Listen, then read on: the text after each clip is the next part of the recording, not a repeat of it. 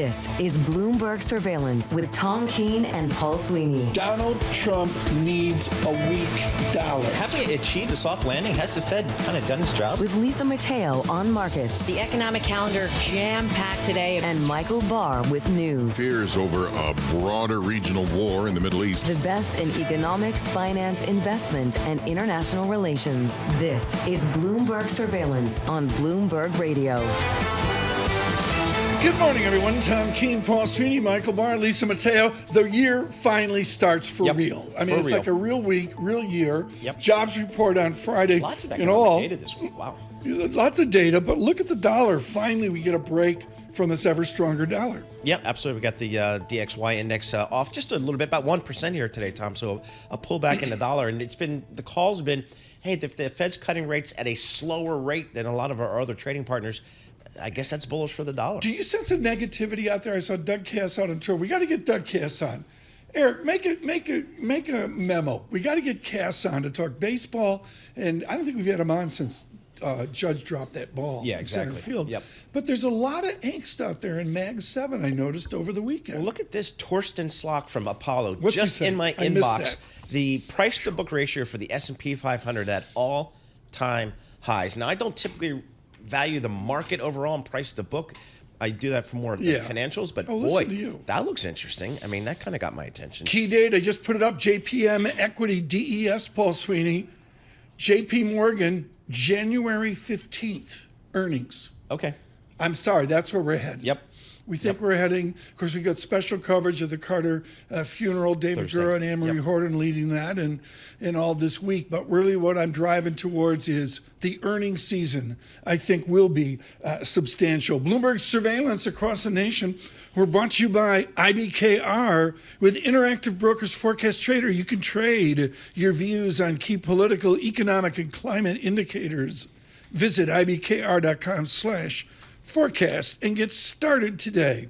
We're thrilled to get started in 2025 with IBKR. Thank you for their support, foundational support to our conversations. We begin strong with Kathleen Bosjancic of Nationwide to talk to her just simply about the state of the American economy. Kathy, it's as plain as this. Atlanta GDP now was a 3-ish, and it's come back down quickly to a 2.5-ish. Is that the run rate of the American GDP right now? Well, Happy New Year, Tom and Paul. So for the fourth quarter, even if it's been trimmed back a little bit to 2.5, that's still a really solid performance for the economy. In fact, it caps really 3 years of very strong economic activity. I think the bigger question is how much of that momentum continues into 2025. And there's where a lot of uncertainty. Now, our view is you still have a lot of strong tailwinds that are helping to support activity, especially the first half of this year. But then as time goes down, we look for some moderation, but still solid growth. It's not an economy that's about to collapse. I mean, Kathy and Paul, help me out here, because you know the Colorado ski scene better than me. I got two economies. I'm hearing from people across the nation. They're flat on their back.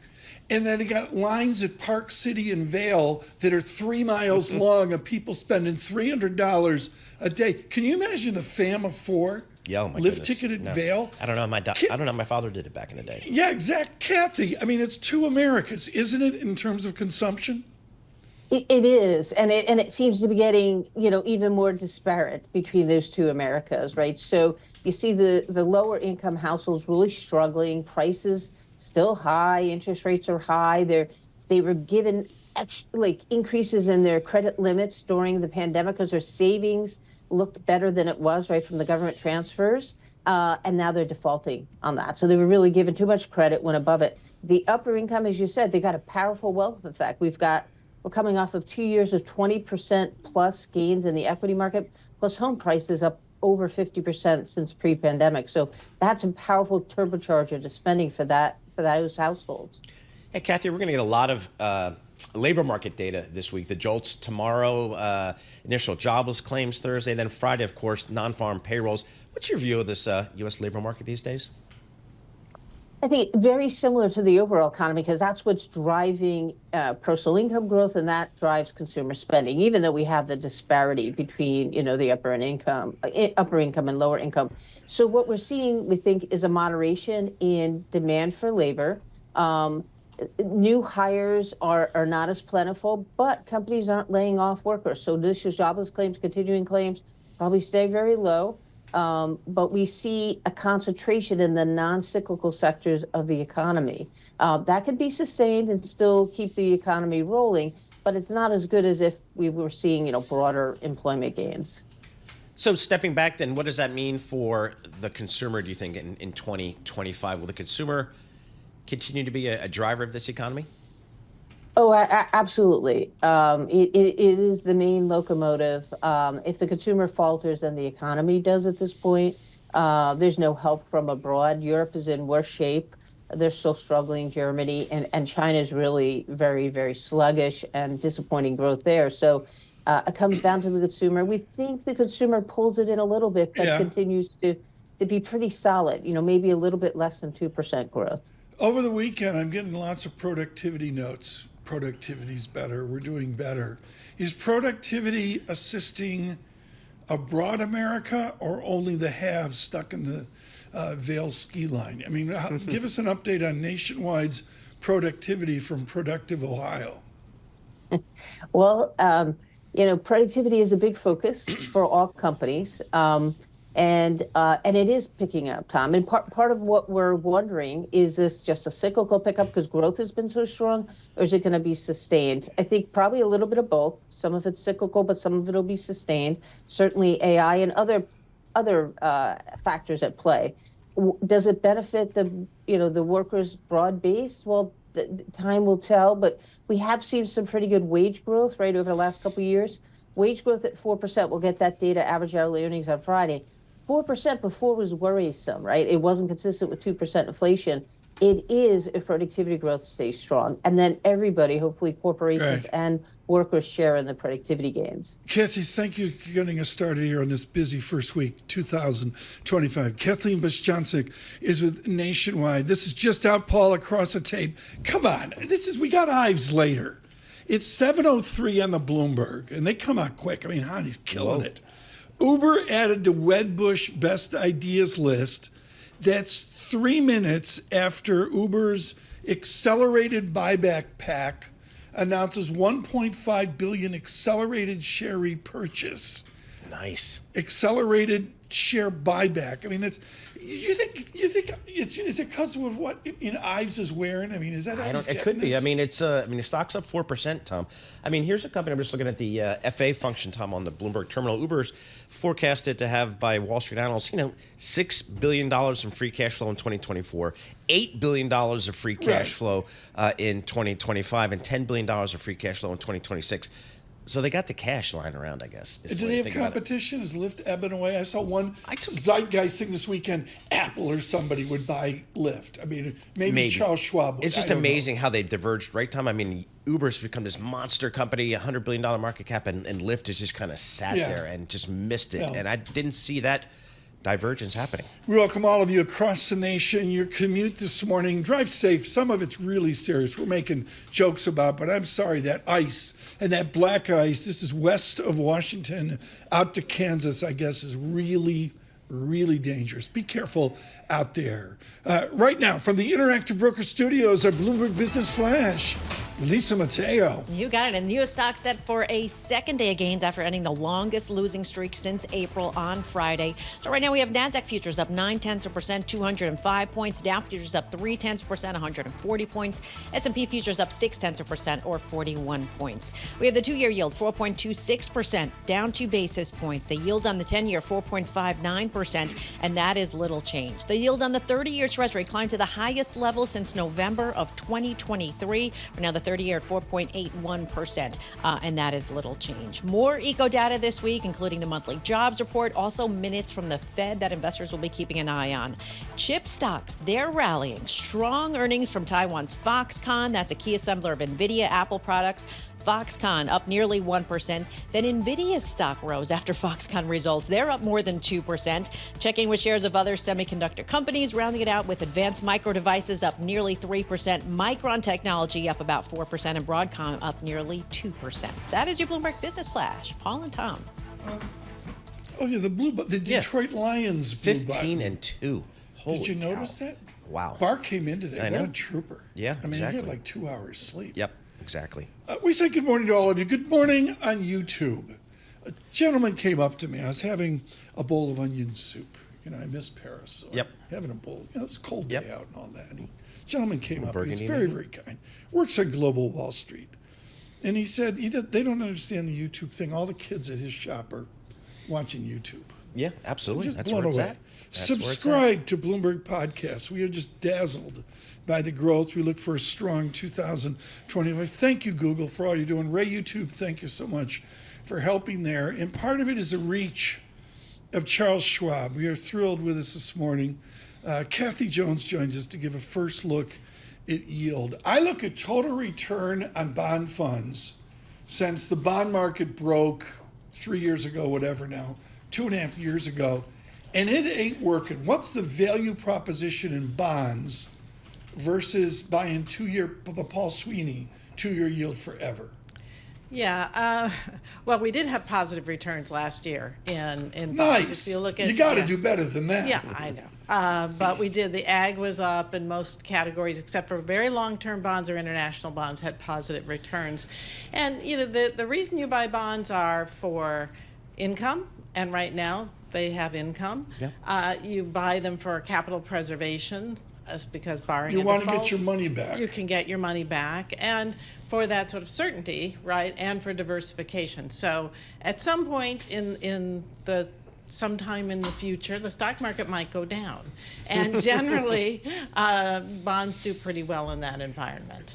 Kathy, for a long time we had an inverted yield curve, and some folks like Cam Harvey at Duke University would tell you that means a recession's coming. We didn't get it. Now we've got the yield curve steepening. I got the 10-year at 4.60, the 2-year at 4.25. What is that steepening yield curve telling us? Yeah, this was one for the record books. We didn't get the recession after the inverted yield curve.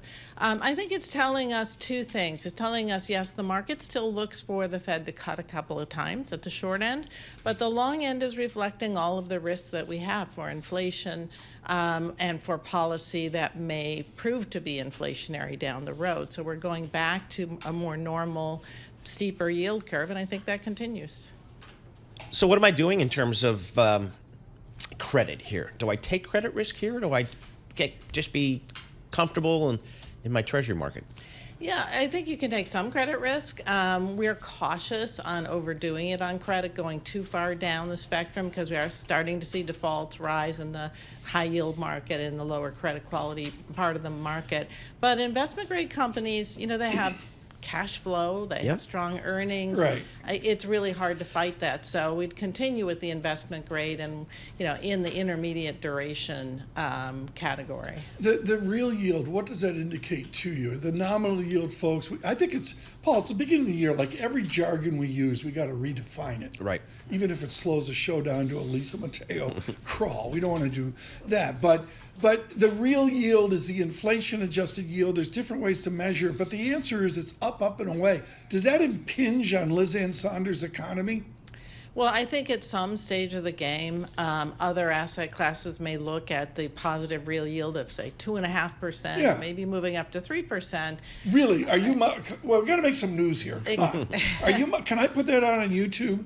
Kathy Jones models 3% 10-year real yield. I don't think that it's out of the question at all. If you get a 5% 10-year, which is within the range of potential outcomes that we have, and inflation continues to drift lower, you're going to get very close to that 3% real yield. And I would think at some point other asset classes would pay attention to that and say it's competition. But in terms of the economy, I noticed Kathy Chantic. I always have trouble with her name, but I listen to her very carefully. All right, we got to take a poll here right now. Lisa Mateo, do you have trouble with Kathy Bastiancic's name? Bastian. Nailed it. Paul Sweeney, do you have trouble with Kathy I do, and I just Bastiancic's say, name? hey, friend. Welcome to I the think program. she's a terrific economist. She's like a killer economist. know. I'm sitting there butchering. Mark Crumpton keeps a list of all the names. Thank God I can pronounce Jones. But Mark Crumpton keeps a list of all the names I butchered. And at the top of the list is Kathleen Machado. Good morning, Kathy at Nationwide. Tell us about Kathy's analysis. Well, she talked about productivity. So we can have high real yields if we have strong productivity. And that's a question mark. Does that continue or not? What does our Federal Reserve do over the next couple of meetings here? Because now, I mean, we kind of started thinking 6-9 months ago it could be multiple rate cuts. Now the market's down to maybe 1 or 2. What do you think? Yeah, I think they're very cautious from here. They have to be. We'll get the minutes later this week of the December meeting, which should be very interesting. But they have to be very cautious because there's so much policy uncertainty on the horizon, and the economy continues to do better than they thought. Thank you so much for coming in today. Thank you. Liz Ann wouldn't have done this. I mean, she's the cold. She's like, no way. Yeah, she's down in Florida. She's Good for her. Yeah, exactly. Yeah, wait. Liz Ann's smart. The rest of us not. That's all there is. Kathy Jones, thank you so much for getting us started. We've got more breaking news here in this. And Paul, I talked to Richard Haas about this Sunday. Nippon Steel and U.S. Steel, they file lawsuits on deal interference. Yeah. Ambassador Haas was brutal out on Twitter. Yeah, this has gotten, I mean, obviously, almost from the get-go, it got very political very quickly. You think about a company as iconic as U.S. Steel, and then to have a Japanese company buy it. But even though Japan is our ally, how comfortable do you feel about that? So the president had a bunch of heavyweights, including Chair Yellen, in the office. Yeah. And they're all saying, let the deal go through. And he, of course, supported the union vote and all that. Yeah, exactly. So, I mean, it's, there's two sides to this story here, and I'm not sure how it's going to play out. But they're Nippon Steel, U.S. Steel file lawsuits on deal, quote, interference. One of the reasons to stay with us across 2025 is, I tell Matt Winkler, he invented Twitter. The headline service of the Bloomberg Professional Service is really world class. And of course, we'll bring that to you across the nation on your commute and on YouTube as well. One of our other advantages is the news from New York City. Here's Michael Barr. Thank you very much, Tom. Paul, Lisa, winter weather alerts stretch from the plains to the East Coast. Washington, D.C. is in the storm's path. In Missouri, there are blizzard warnings. Kansas City Mayor Quentin Lucas. When you get these sub-zero temperatures, at least sub-zero wind chills, we know that it can have a negative impact not just on our workforce, but also our residents. And so we're making sure we address all of those issues. The storm is expected to reach the mid-Atlantic states today. Hamas has named 34 hostages, some of them believed to have died in captivity, who it says it would return to Israel in the first phase of an evolving, if still elusive, ceasefire in Gaza. The Palestinian militant group circulated the list to Bloomberg and other media outlets after Israel sent envoys to Qatar for fresh talks for a pause in the devastating war. In New York City, many drivers will be commuting to their first day of work after the holidays with an added charge into their drive. Congestion pricing got the green light after several attempts to block the plan. Janno Lieber is New York City's MTA CEO. 1,400 cameras, over 110 detection points, separate detection points on the borders of the congestion zone, and within the zones there are well over 800 signs. By the way, MTA Chief Janno Lieber will be on Bloomberg at 8:40 a.m. Wall Street time. Some were celebrating the plan over the weekend.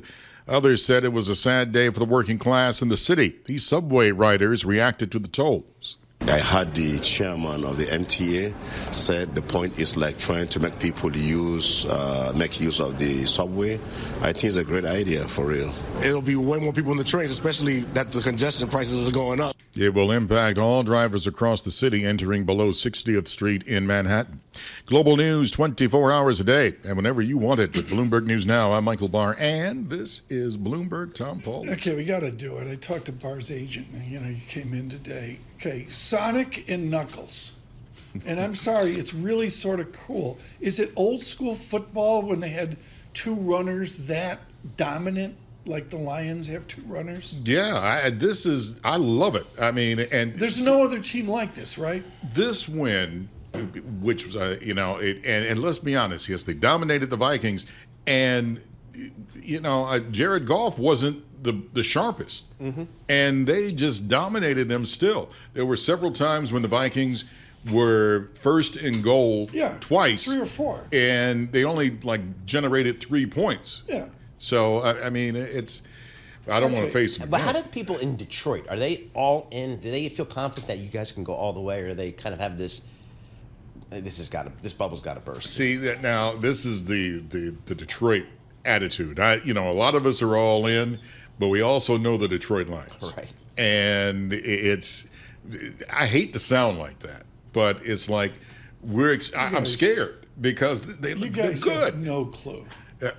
Compared to Boston, Detroit's man. like, people, the younger people in Boston are like Celtics, Bruins, forget about it. Fourth place in my childhood was a big deal.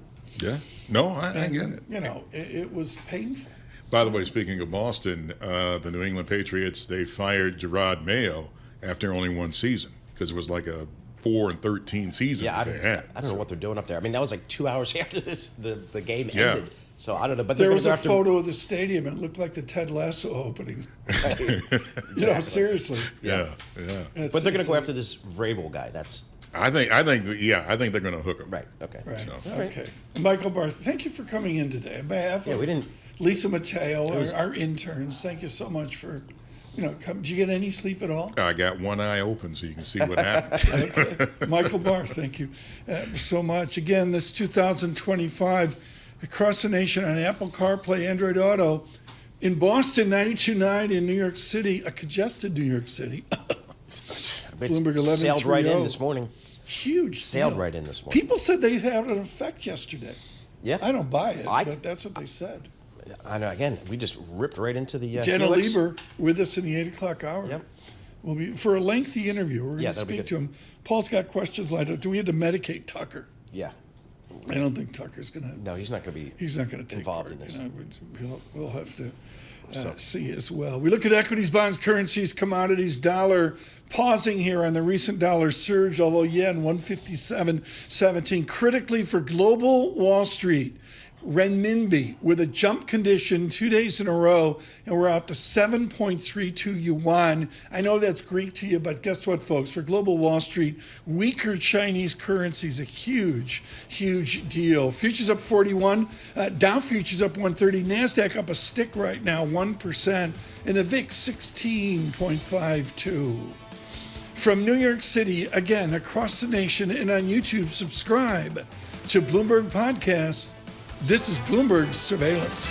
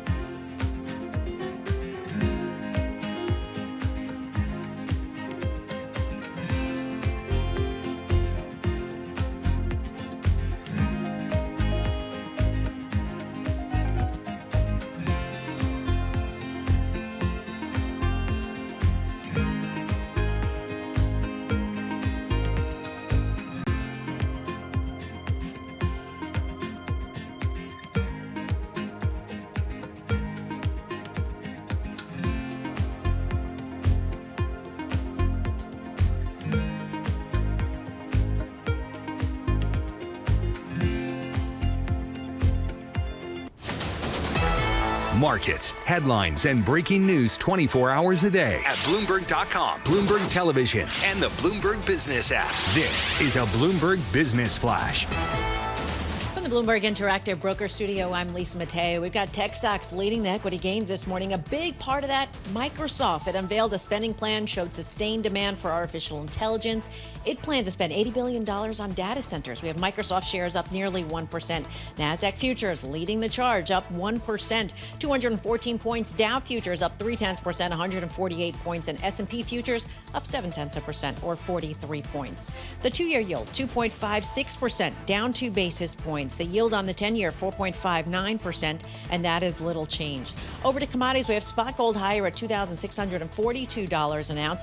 Meanwhile, Goldman says it no longer sees gold reaching $3,000 an ounce by the end of the year, pushing their forecast to mid-2026. We'll head over to oil. Brent crude, $76 a barrel, up about 0.5%. WTI crude, $74 a barrel. The Bloomberg Dollar Spot Index down about 0.7%. Few companies making news. Nippon Steel, U.S. Steel filed lawsuits on deal, quote, interference. That's what they're calling it. U.S. Steel up more than 3%. And then sources say Paychex in advanced talks to acquire Paycor. That's a smaller rival in payroll processing. You have Paycor shares up 21%. For on-demand news 24 hours a day, subscribe to Bloomberg News Now. Wherever you get your podcasts, I'm Lisa Mateo. That's a Bloomberg Business Flash. Paul and Tom. Thanks so much. Appreciate that. Ed Ludlow, I believe it's tomorrow. Help me out here in conversation with the head of NVIDIA, Paul. I know. I mean, that's like actually an important interview. It is.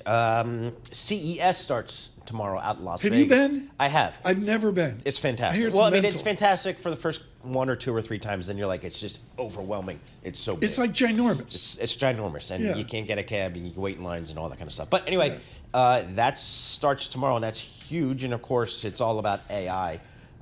In your this show year. tomorrow.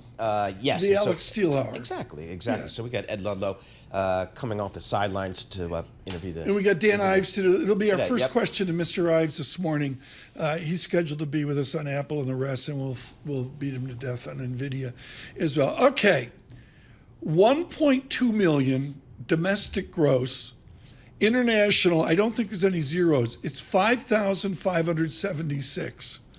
And the answer is The Brutalist, which has basically not been released in America, I don't even know what. won the Golden Globes. Would you explain to me what in God's name is going on? No idea. Absolutely no idea. So I mean, but that's what happens for these. Wicked didn't win. No, I mean it's for the artist community. It's for the the reviewer community. It's not box office. It's not what people actually go and see.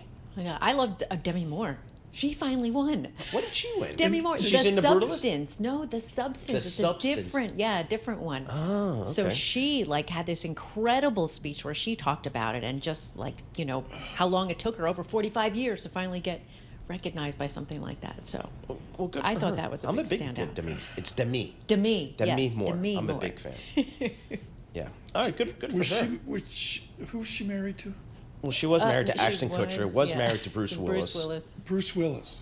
Yeah. I am so out of touch. You're so behind. I am so behind, which means the only one I can talk to is Henrietta Trey's, Yes, who's more please. behind than me. Joining us now, huge value add last year to us at Bloomberg Surveillance. Henrietta Trey's joins us from Veda Partners. Henrietta, I'm sort of surprised how less visible the president-elect has been the last 10 days. Should I be surprised?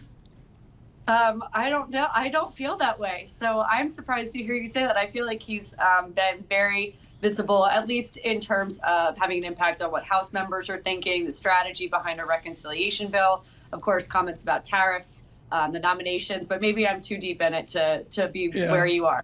What are you following? Help our audience with the Henrietta Trey's item this week. The most important thing is understanding the Republican strategy around 1 or 2 reconciliation bills. Timing for bond vigilantes about when we're going to get a first budget vote that will authorize a deficit increase that I anticipate will be at least $2.5 trillion in this one big reconciliation bill. Yeah. Timing around the deadline is really important. And then, of course, all the executive orders and most importantly, the tariffs that he will announce upon taking office. Greg Valliere was brilliant on this morning with AGF. He just said he agrees with Henrietta. So, this is the item. So Henrietta, when we think about this reconciliation bill, talking about a generational investment in border, immigration, and military spending, it doesn't matter the party. They're always spending. It's just on different things, it seems like. So is concern about the deficits, is concern about the debt ceiling, is that not just out the window for both parties? Absolutely. I think that there will be substantial deficit spending in the next year, and that's going to come with $200 billion in military spending. And I would say that is on top of the billions of dollars that Democrats increased military spending under 1% hike in the National Defense Authorization Act late last year in December under a Democratic president. I mean, the spending just has no real break on it. And so I think from military spending of $200 billion plus the tax bill, which is $4.6 trillion, $1.5 trillion debt ceiling increase, a $1.7 trillion government funding bill, et cetera. We're spending without any breaks. Does President-elect Trump, does he have the support in Congress to get all this stuff done? I think right now we're at something of a high watermark in terms of party unity and enthusiasm and uniting behind Donald Trump. He's not president yet. And one thing to remember is that senators are very jealous and guard their power aggressively. So each one of the 53 Senate Republicans are going to have a voice in what this tax bill looks like. There's going to be 220 House Republicans, all of whom now, with a one-vote majority, are in a position to sink or swim this bill. And so whether that's the SALT caucus, which is 18 members, whether it's the roughly 30 members who support the Inflation Reduction Act, I mean, these guys all very closely guard power. Henrietta, I need to do a surveillance correction. The SALT caucus is 19 members, including John Tucker of Bloomberg surveillance. Henrietta, if we don't get the tax bill the president-elect envisions, what do we get? Some pared back monstrosity, or they just rubber stamp what's already occurred? I think the worst case scenario, when I talk to Senate Republican staff and Finance Committee staff, the worst case scenario is a one-year extension of everything. That would be something that more closely resembles what we saw in 2010. You'll recall that the Bush tax cuts at the time were expiring, and there was a deal negotiated by Mitch McConnell, the majority leader, and then Vice President Joe Biden to extend the 0103 tax cuts for 2 years into 2012. That's sort of the blueprint for the default worst case scenario. And when I hear staff talk about it, they say, maybe we just do it for 1 year. That's going to happen in December, right before Christmas, if everything goes pear-shaped. Otherwise, they're going to try to do it for at least 4 years. But more recently, Trump's talking about permanent. Members of the House Republican Conference are talking about permanent. That's 10 years. That's $4.6 trillion. Right. I've been reading a book on polarization in Washington. I'm not going to take time now to explain it. But the answer is there was Newt Gingrich in 1994, and then I think there was Tea Party. Is there a new Tea Party coalescing right now? There is a Tea Party that exists. You saw them vote last month. There were 30 members of them on the House Republican Conference side. But the issue that they have is really in things that they've perpetually been a problem since the 2011 Tea Party, for example. It's the debt ceiling. So when they talk about incorporating the debt ceiling into one massive reconciliation bill, that's a huge red flag for me, because there are a number of members of the Republican Conference who have never voted to increase the debt ceiling and would prefer not to. So just including that provision in a broader reconciliation bill is a real looming issue that we need to be aware of. I think it's really telling that Jason Smith, the chairman of the Ways and Means Committee, who is the most powerful guy in the House for this tax bill, is telling President-elect Trump that he has to have the border security provision with him as a sweetener for this tax bill, because the tax bill is going to be so contentious. And I think that's a marked difference from what Senate Majority Leader Thune would like to see, and that portends real problems this year. Henrietta, 30 seconds, executive orders. What can we expect in the first day, week, month? Sure. A lot of this are going to focus on border, authorizing spending on the border wall, for example. I'm also expecting a bunch of red meat for conservatives, things like banning transgender youth in sports, but components around how you treat healthcare providers on abortion. And then I do expect the most important pieces, which aren't technically executive orders, but come from the executive branch, around tariffs. Right now, there's this idea that he's only going to put tariffs on critical minerals. That's just one line item of what you can do under tariff authority. It's not the same as anticipating that there will not be additional tariffs. You have Section 301, Section 232, IEPA. This is just one line item. So I think any optimism in the markets right now is just underappreciating how law works. Henrietta Trey's, thank you so much. Every time she's on, I learn about a politician. Jason Smith, Missouri, and I didn't know this.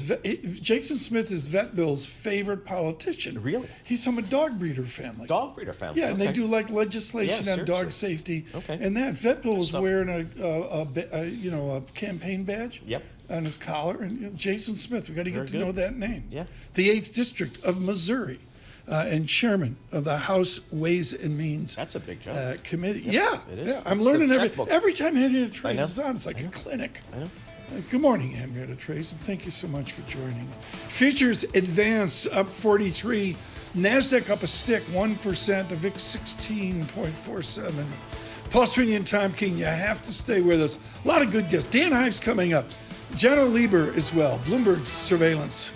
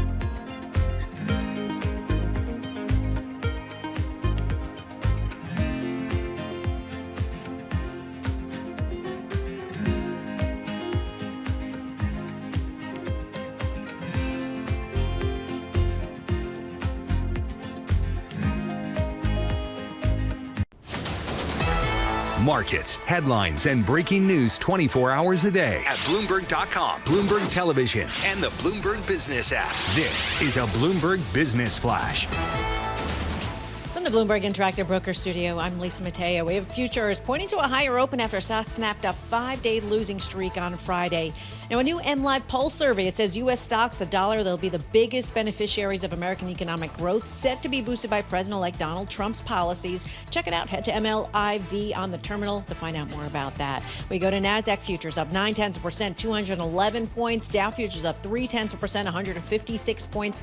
S&P futures up 0.7%, 44 points. The two-year yield at 4.25%, down 3 basis points. The yield on the 10-year 4.58%, and that's down 1 basis point. The Bloomberg Dollar Spot Index down about 0.8%. Also have to point out the loonie on the rise. The Globe and the Mail reporting that Justin Trudeau expected to announce his resignation as the head of Canada's Liberal Party as early as today.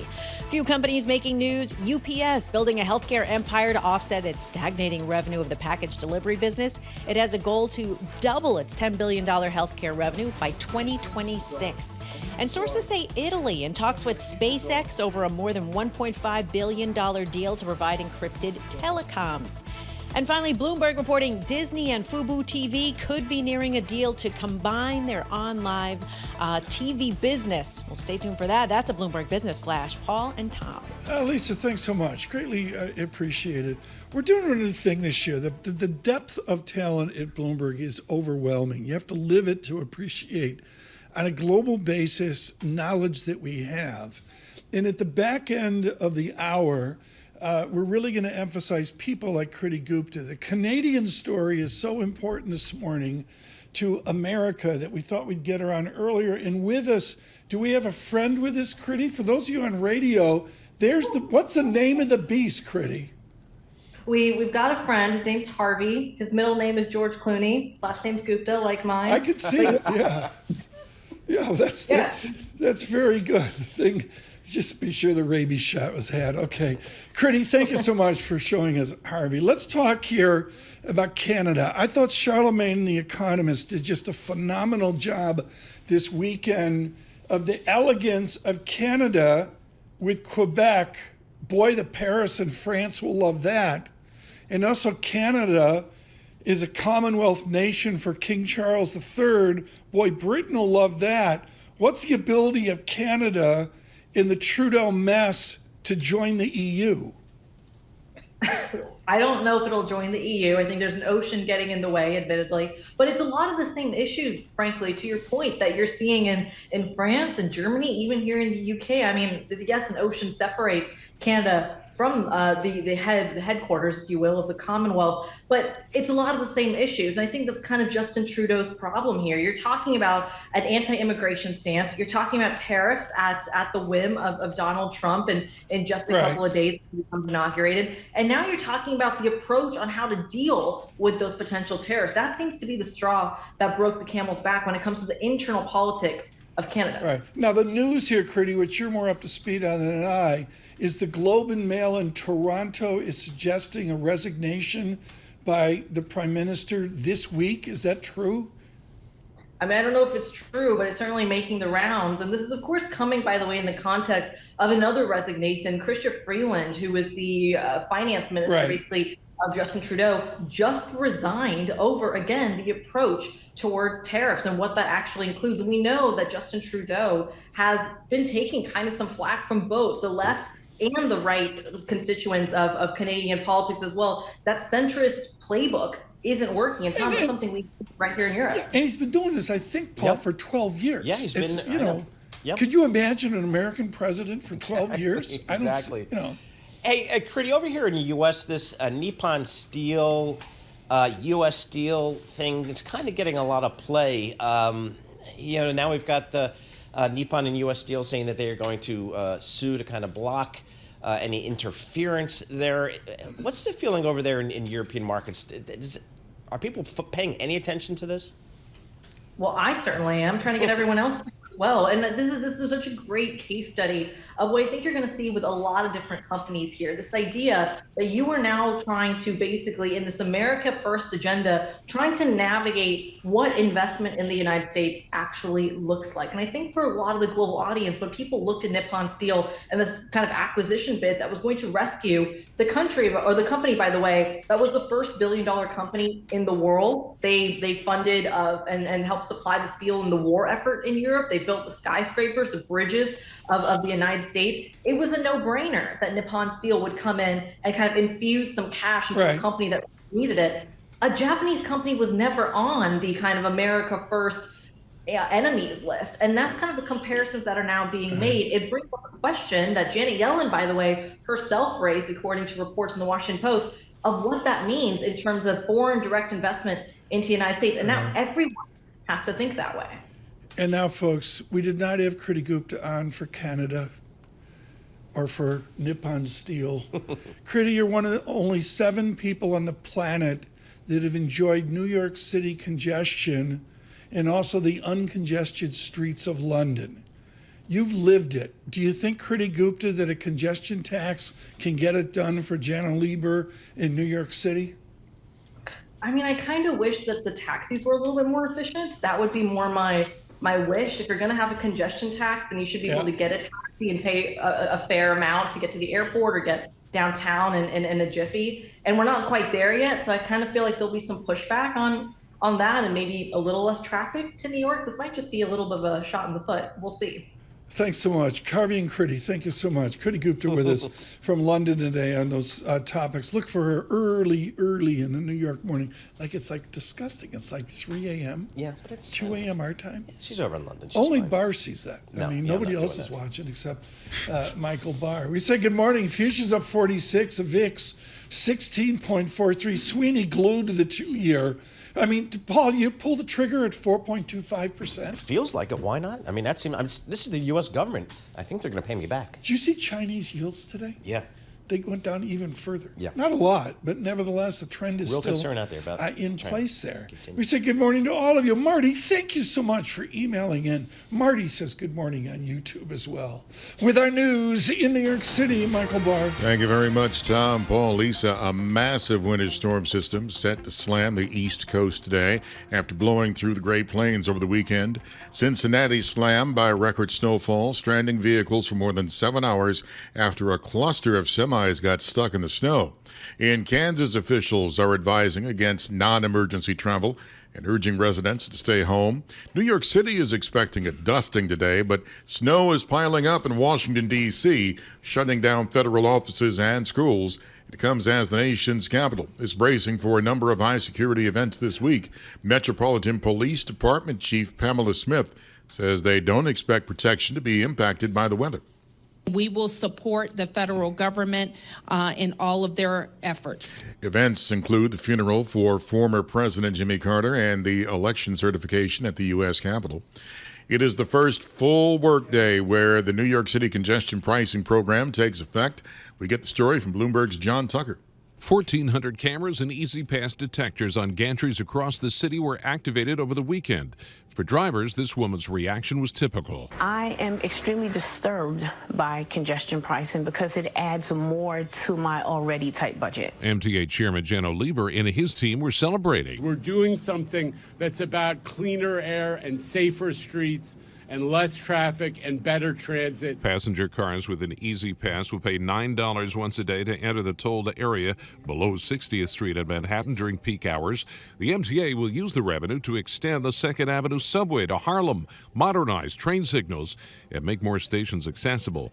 The debut of this first-in-the-nation congestion pricing follows years of political bickering and scores of legal challenges, some of which are still ongoing.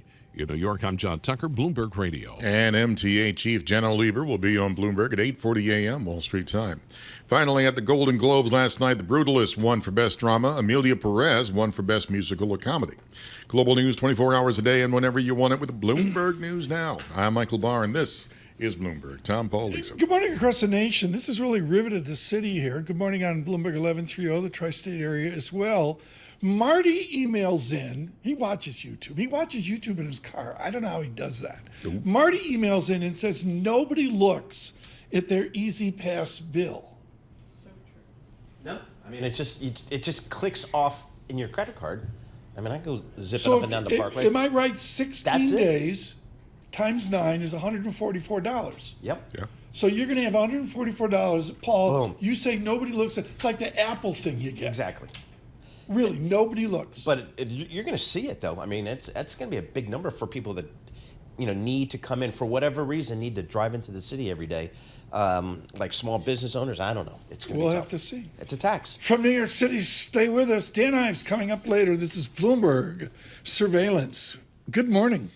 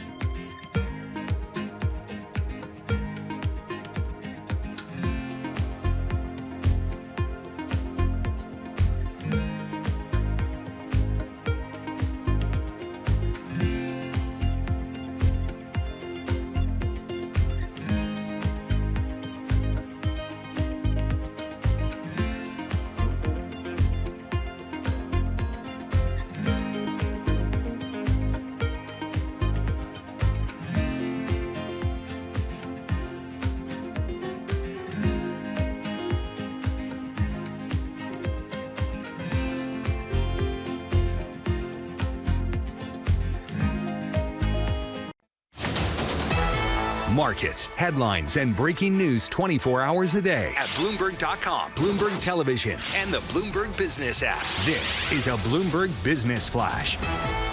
From the Bloomberg Interactive Broker Studio, I'm Lisa Mateo. We got futures on the rise this first full trading week of 2025. NASDAQ futures leading the charge up more than 1%, 227 points. Dow futures up 0.4%, 171 points. And S&P futures up 0.7%, 47 points. The two-year yield, 4.25%, down 2 basis points. The yield on the 10-year, 4.58%, and that's down 1 basis point. The Bloomberg Dollar Spot Index down about 0.7%. And we have Bitcoin up 0.7% at just over 99,000.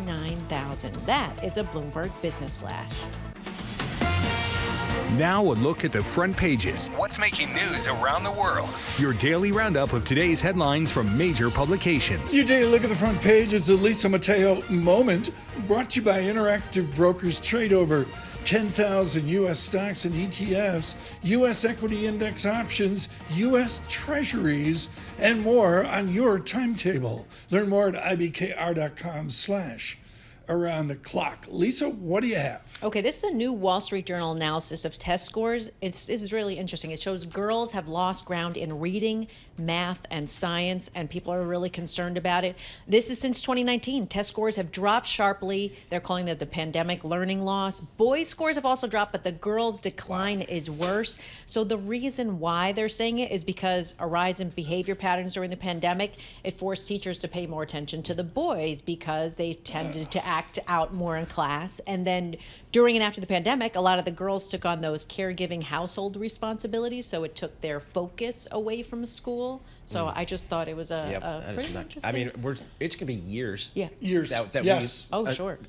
That we learn what the real impact is going to be. I got this wrong, and I learned about this from Bloomberg employees. The anecdotal evidence of our 21,000 employees, I learned the pandemic and our children's education just changed.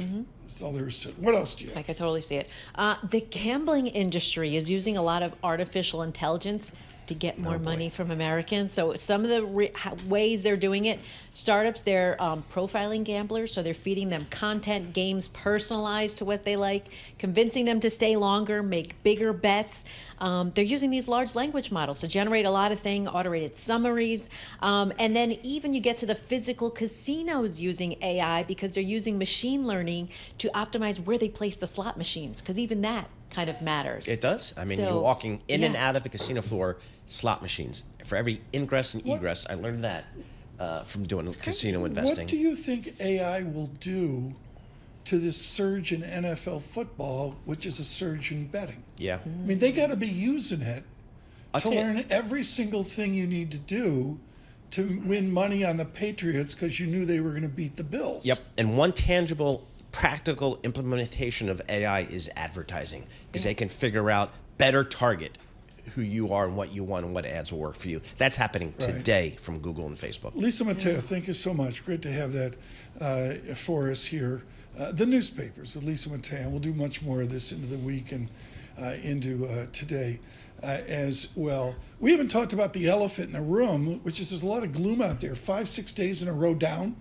Go to cash. Get out. It's over. There's a lot of that out there, I think, Paul. Well, there's a lot of zeitgeist saying it's done. I think there's been a little bit of, hey, we've had 2 ripping years in the stock markets. Yeah. Let's take a pause here. We haven't had a 10% pullback in 2024 at all. Had a 1.8% pullback there back in the summer. So maybe this market's due, and you can look at valuation, you can look at all the usual aspects. Plus, the Fed may not be cutting as aggressively as we thought. Maybe that's another reason to take a pause. But the problem is, I haven't done this. The conversation we're having, did we have it 365 days ago? Exactly. And I think we did. Yeah, and so what I think as I listen to the strategist is 2025 performance is going to be really based upon earnings, good old-fashioned earnings. Yeah, and if they come through like forecasted, maybe we'll be okay. Janno Lieber is going to be with us in the next hour of the MTA here in New York. Dan and I are scheduled to be with us. What are we doing? There's a Dylan movie out. You know, I guess I got to watch it. Yeah, it's getting some press. All on the Watchtower. We're doing it here across all of Bloomberg surveillance today. Good morning. I sometimes think I'm on the brink of knowing what I mean. Cities come and cities go, still I cannot find a place to call a home when there's a woman on my mind. Oh, show me some affection. Oh, give me some direction.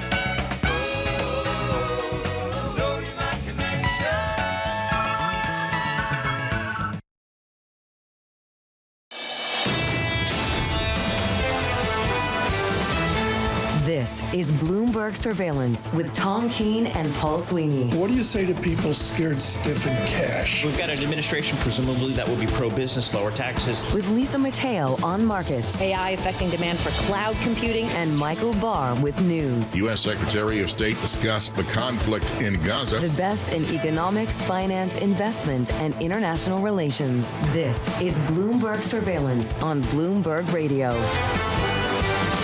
Good morning, everyone. Paul Sweeney, Tom Keene, Michael Barr, Lisa Mateo. Thank you for joining us. The Sweeney Steel Report, that will be coming up here at 10 a.m. this morning, Paul. Haven't mentioned it yet today. Bitcoin resurgent. pushing up against 100,000 again here at 99,100, Tom. So a little bit of a risk-on day today when you see your favorite crypto moving higher. Yeah, and the 10-year real yield as well. I got a 2.25%. Kathy Jones, thank you so much for that discussion earlier as well. We welcome all of you across the nation on your compute, Apple CarPlay, Sirius XM, Channel 121 on Android. Drive careful across the January belt. Come on. It's partially January. Exactly. It's winter. Rob Carolyn to join us here on the storm that's been hyped all weekend. We'll talk to our wonderful meteorologist here in a moment. Bloomberg surveillance this morning brought to you by IBKR. Financial advisors switch to interactive brokers for lowest cost, global trading, and turnkey custody solutions, no ticket charges, and no conflicts of your interest at ibkr.com/RIA. Looking across equities, bonds, currencies, commodities, dollar a bit weaker. Chinese renminbi, though, renminbi, got that wrong. Just say yuan. Yuan weakened here a little bit as well. Right now, to a business flash, our Lisa Mateo from the Interactive Broker Studios. And we've got U.S. stocks set for a second day of gains. This is after ending the longest losing streak since April on Friday. NASDAQ futures leading the charge, up 0.9%, 214 points. Dow futures up 0.3%, 162 points. And S&P futures up 0.7%, 45 points. We have the 2-year yield, 4.26%, down 1 basis point. The yield on the 10-year, 4.59%. And that is little change. The yield on the 30-year Treasury climbed to its highest level since November of 2023. Right now it's at 4.81% and little changed. To currencies, the Bloomberg Dollar Spot Index down about 0.9%. We have the Japanese yen up 0.4%. The euro up more than 1% at 104.20 against the dollar. The British pound up 0.9%. And we have Bitcoin up just over 99,000. More eco data this week, including the monthly jobs report, minutes from the Fed as well. And we have chip stocks really rallying after strong earnings from Taiwan's Foxconn. Foxconn up nearly 1%. Then you have NVIDIA stock. That rose after those results, up more than 2%. And then other semiconductor companies like Advanced Micro Devices up nearly 3%. Micron Technology up more 4%. And Broadcom up more than 1.5%. There you go. That is the Bloomberg Business Flash. Paul and Tom. Ed Ludlow in conversation tomorrow during the Sweeney Steel Hour. Yep, absolutely. With Jensen Huang, NVIDIA, at the Consumer Electronics Show in Las Vegas. He's giving a keynote. He is. Friday, I don't know if you saw this, folks. I missed it, frankly. Microsoft came out and said they're doing 80 gajillion and large or whatever on CapEx. Yeah, and that's just to build data centers. Yeah, that's just which I don't understand. Where are they putting all these things? The most interesting chart this weekend was electric usage. Yes. And it's like, you know, yeah, I mean, up and away. The utility stocks, Tom, are an AI play. Who saw that coming in 2024? Right. Joining us now, and I just demanded he come on. Come on, Rob. I mean, I know I'm jaded. You're jaded. I'm sorry. It's partly January. 1912, Kansas City had 16 inches of snow. Is this media hype, or is this storm actually something more than January? Oh, it's media hype. I mean, the areas that are getting the snow this morning, Tom, have been so snow-starved the last couple of years that, you know, this is a big deal just because it's snowing. It hasn't done it the last 2 or 3 winters. So it's a 6 to 10 inch snowstorm for some of the cities and towns around the Washington area. It's snowing pretty good right now, right along the I-95 corridor from north of Richmond, almost into the Philadelphia area. But then as you go further north, the precipitation really drops off, just some flurries and snow showers for the tri-state area, and mostly cloudy skies in Boston today. So, Rob, what's the expectation for kind of just this winter season? Is the expectation that it's going to have colder weather, warmer than average, more or less precipitation? What's kind of the longer-term forecast?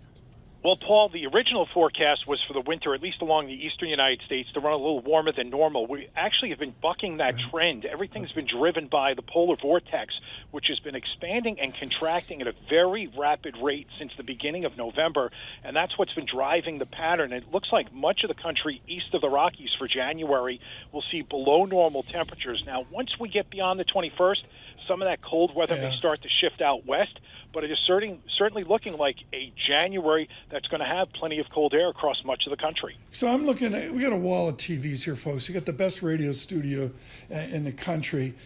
There's a banner, dangerous snow and ice head east after slamming central U.S. in Midwest. Rob Carolyn, you've been doing this for years. Is the weather hype of media just getting worse and worse and worse? It is. It is. It's gotten completely out of control. And again, I think some of it, Tom, is being driven by the fact that we've been going through a period of relatively snowless winters in the central and east part of the country the last 4 or 5 years. So people who really like winter storms have, and that's why they're on TV, have been kind of driving this lack of precipitation, at least wintry precipitation. And now that it's actually occurring, they have certainly been giving it the ride that they wanted. Rob Carolyn, thank you so much. Our Bloomberg meteorologist, I just can't say enough about the balance in his coverage. It's something we really take pride in. And with that, as we talk about partly January, please drive careful out there. The black ice is what I'm for. There were some of the videos are really difficult. Yeah, and the Kansas City Chiefs had a tough time getting to their game yesterday because they were caught in the weather in the Kansas City airport. Mike McKee made that clear. Libby Cantrell called in. She had to, she called in sick at PIMCO today. Okay, Denver, happens. I guess, did it to him. Yeah, they sat out the whole team, right? Yeah, I don't know I don't know who was playing yesterday. Right now, we're going to start strong this 2025. Seth Carpenter manages a heritage at Morgan Stanley. I can't say enough about what Stephen Roach years ago wrought at Morgan Stanley, where he and Richard Berner said, we're not on one page, we're not a marketing exercise, we're going to argue, and it's going to be a constructive, visible argument on domestic and global economics. Seth Carpenter handles that heritage as Morgan Stanley as chief economist. Seth, what's the biggest thing you and your team argue about? Wow, it's hard to narrow it down, but I think right now it is a question about what should our assumptions be for things like tariff policy and how big of an effect is global trade going to be for the global economy across the world in 2025. What is the diffusement of technology? Our Ed Ludlow will speak with Jensen Wang from NVIDIA here tomorrow near 11 o'clock. What is the diffusement, as Trichet would say, the diffusement of productivity from technology? Oh, that's a really critical question. My colleagues, especially in equity research, but across the whole research group here, we've been hyper-focused on AI for quite a long time, I have to say. And translating the micro into the macro is super tricky. So some things that people see as clearly increasing productivity, seeing when that's going to show up in the macro data is a little bit tricky, right? So if you think about my industry, the financial services industry, if a bunch of hedge funds all use large language models and are able to cover a lot more stocks, get more efficient, cover 3, 4, 5 times as many stocks as they had historically, I think everyone would think of that as being more productive. And yet, if they're competing with each other and they can all do it, we might see some of those gains get competed away and they still don't show up in the macro data. So translating the micro AI use cases to the macro data, that for me is a really interesting but super tricky question. So, Seth, what are you and your team telling your clients about the incoming Trump administration and the economic policies that may accompany this administration? Is there any way to kind of position for that, or is it just too unknown at this point? A little bit of both. What we've said, usually we do our year ahead forecast and it's supposed to be a bit of a roadmap for people. But now this time around, it's more of a set of risks and how to start to create a framework for those risks. So for economic policies that might move the macro needle, we break it down into trade policy, tariffs, immigration policy, fiscal policy, and then deregulation. And what might be slightly controversial is we've said for those last two, fiscal policy and deregulation, maybe move those off the table for 2025 for macro implications. Deregulation, I think, is going to be huge at a micro level, and definitely for individual sectors and parts of the equity market. But in terms of GDP, inflation, that sort of thing, I'm not convinced it matters at all, at least for 2025. Similarly, fiscal policy, we're at least for now assuming the Congress spends the better part of the year extending the tax cuts. And so again, it takes it off the table for 2025. So we're really looking at tariff policy and immigration policy as the key factors here. And so that's part of how we're trying to let people sort of narrow down at least the wide range of possible outcomes. Tariffs are push up inflation and they restrict growth. Immigration restriction would do the same thing. It would restrict growth and push up inflation. The key questions, and this is an area where we say forecast early, but forecast often. Are these going to come in one fell swoop? Are they going to get phased in over time, over the whole of 2025, or some combination? I think that's where the irreducible uncertainty is. Given that backdrop, Seth, what is your call there for 2025 for this Federal Reserve, given some of those policy unknowns, I guess? Absolutely. So right now what we're saying is the Fed's going to cut again in March and then in June. Chair Powell struck a more cautious tone at the December meeting. We think inflation, though, is coming down in the near term, and so that's going to give them a little bit of momentum to keep cutting rates. But we've assumed that the Trump administration is going to restrict immigration over time. It'll be gradual, so a step down for this year, but not a dropping off the cliff. And similarly, we've assumed a gradual phasing in of tariff policy. And so you don't really start to see the effects of that inflation until maybe midway through the year. And that's why we've assumed two very tentative rate cuts from the Fed, much like what they wrote in their dot plot at the December meeting. You're deputy director of the Division of Monetary Affairs, which means Seth Carpenter, Dr. Carpenter, folks, had a shingle out front of his door at the Fed where it said, "This is where we readjust the statistics." Are we going to readjust the statistics a lot this year, Seth? Are we going to have jobs reports amended, GDP amended? Is it going to be a year of, oops, we got it wrong? So I think every year there's a bit of revision. I suspect there is a good chance that we're going to see a bit more of that. I think in the near term, right over the next 3 months, that so-called residual seasonality that we've seen in the PCE inflation numbers, I think that's a real possibility here that could throw a real curveball for the Fed. I will say the numbers on employment, right, given how much immigration we've had over the past couple of years, and as the BLS tries to catch up with sort of their different surveys, I think we could see some more revisions. This year, 2025, is probably the most difficult forecasting year since 2020 and maybe early 2021 when we had COVID. I mean, this is a really tricky year for forecasting. It's really important, folks. Like, Paul, I've got on non-farm payrolls, 227, a moldy 36, 255, a moldy 78. It looks like a Rorschach test, Dr. Carpenter. And, you got revisions in there as well. What's the real run rate on, take a 6-month moving average. Be Jason Furman for a moment. He was up at a small college north of Princeton. Heard of that. I can't remember. But do a Jason Furman for me right now, Seth Carpenter. And if you got a 3-month, 6-month annualized non-farm payrolls, the answer is it's going to drop down. Is that what I'm hearing? I think that's right. So we're looking at about 170 or so for Friday's number. Look, the tricky part is immigration has clearly been a big thing. So the monthly run rate that would keep the unemployment rate constant is higher than it was historically. We know the unemployment rate went off of its lows of about 3.5% up to about 4.25%. So the run rate then, or the prints that we've been getting have averaged a little bit less than what that run rate is. And so, maybe we're fallen from the peak of immigration, a run rate of about 250 down to something closer to 200 or 175. We're looking for a roughly stable unemployment rate over the first half of this year because we do think things slow down a little bit, but the immigration inflows also slow down a little bit, so you get a bit of a balancing act there. Super tricky times for economics.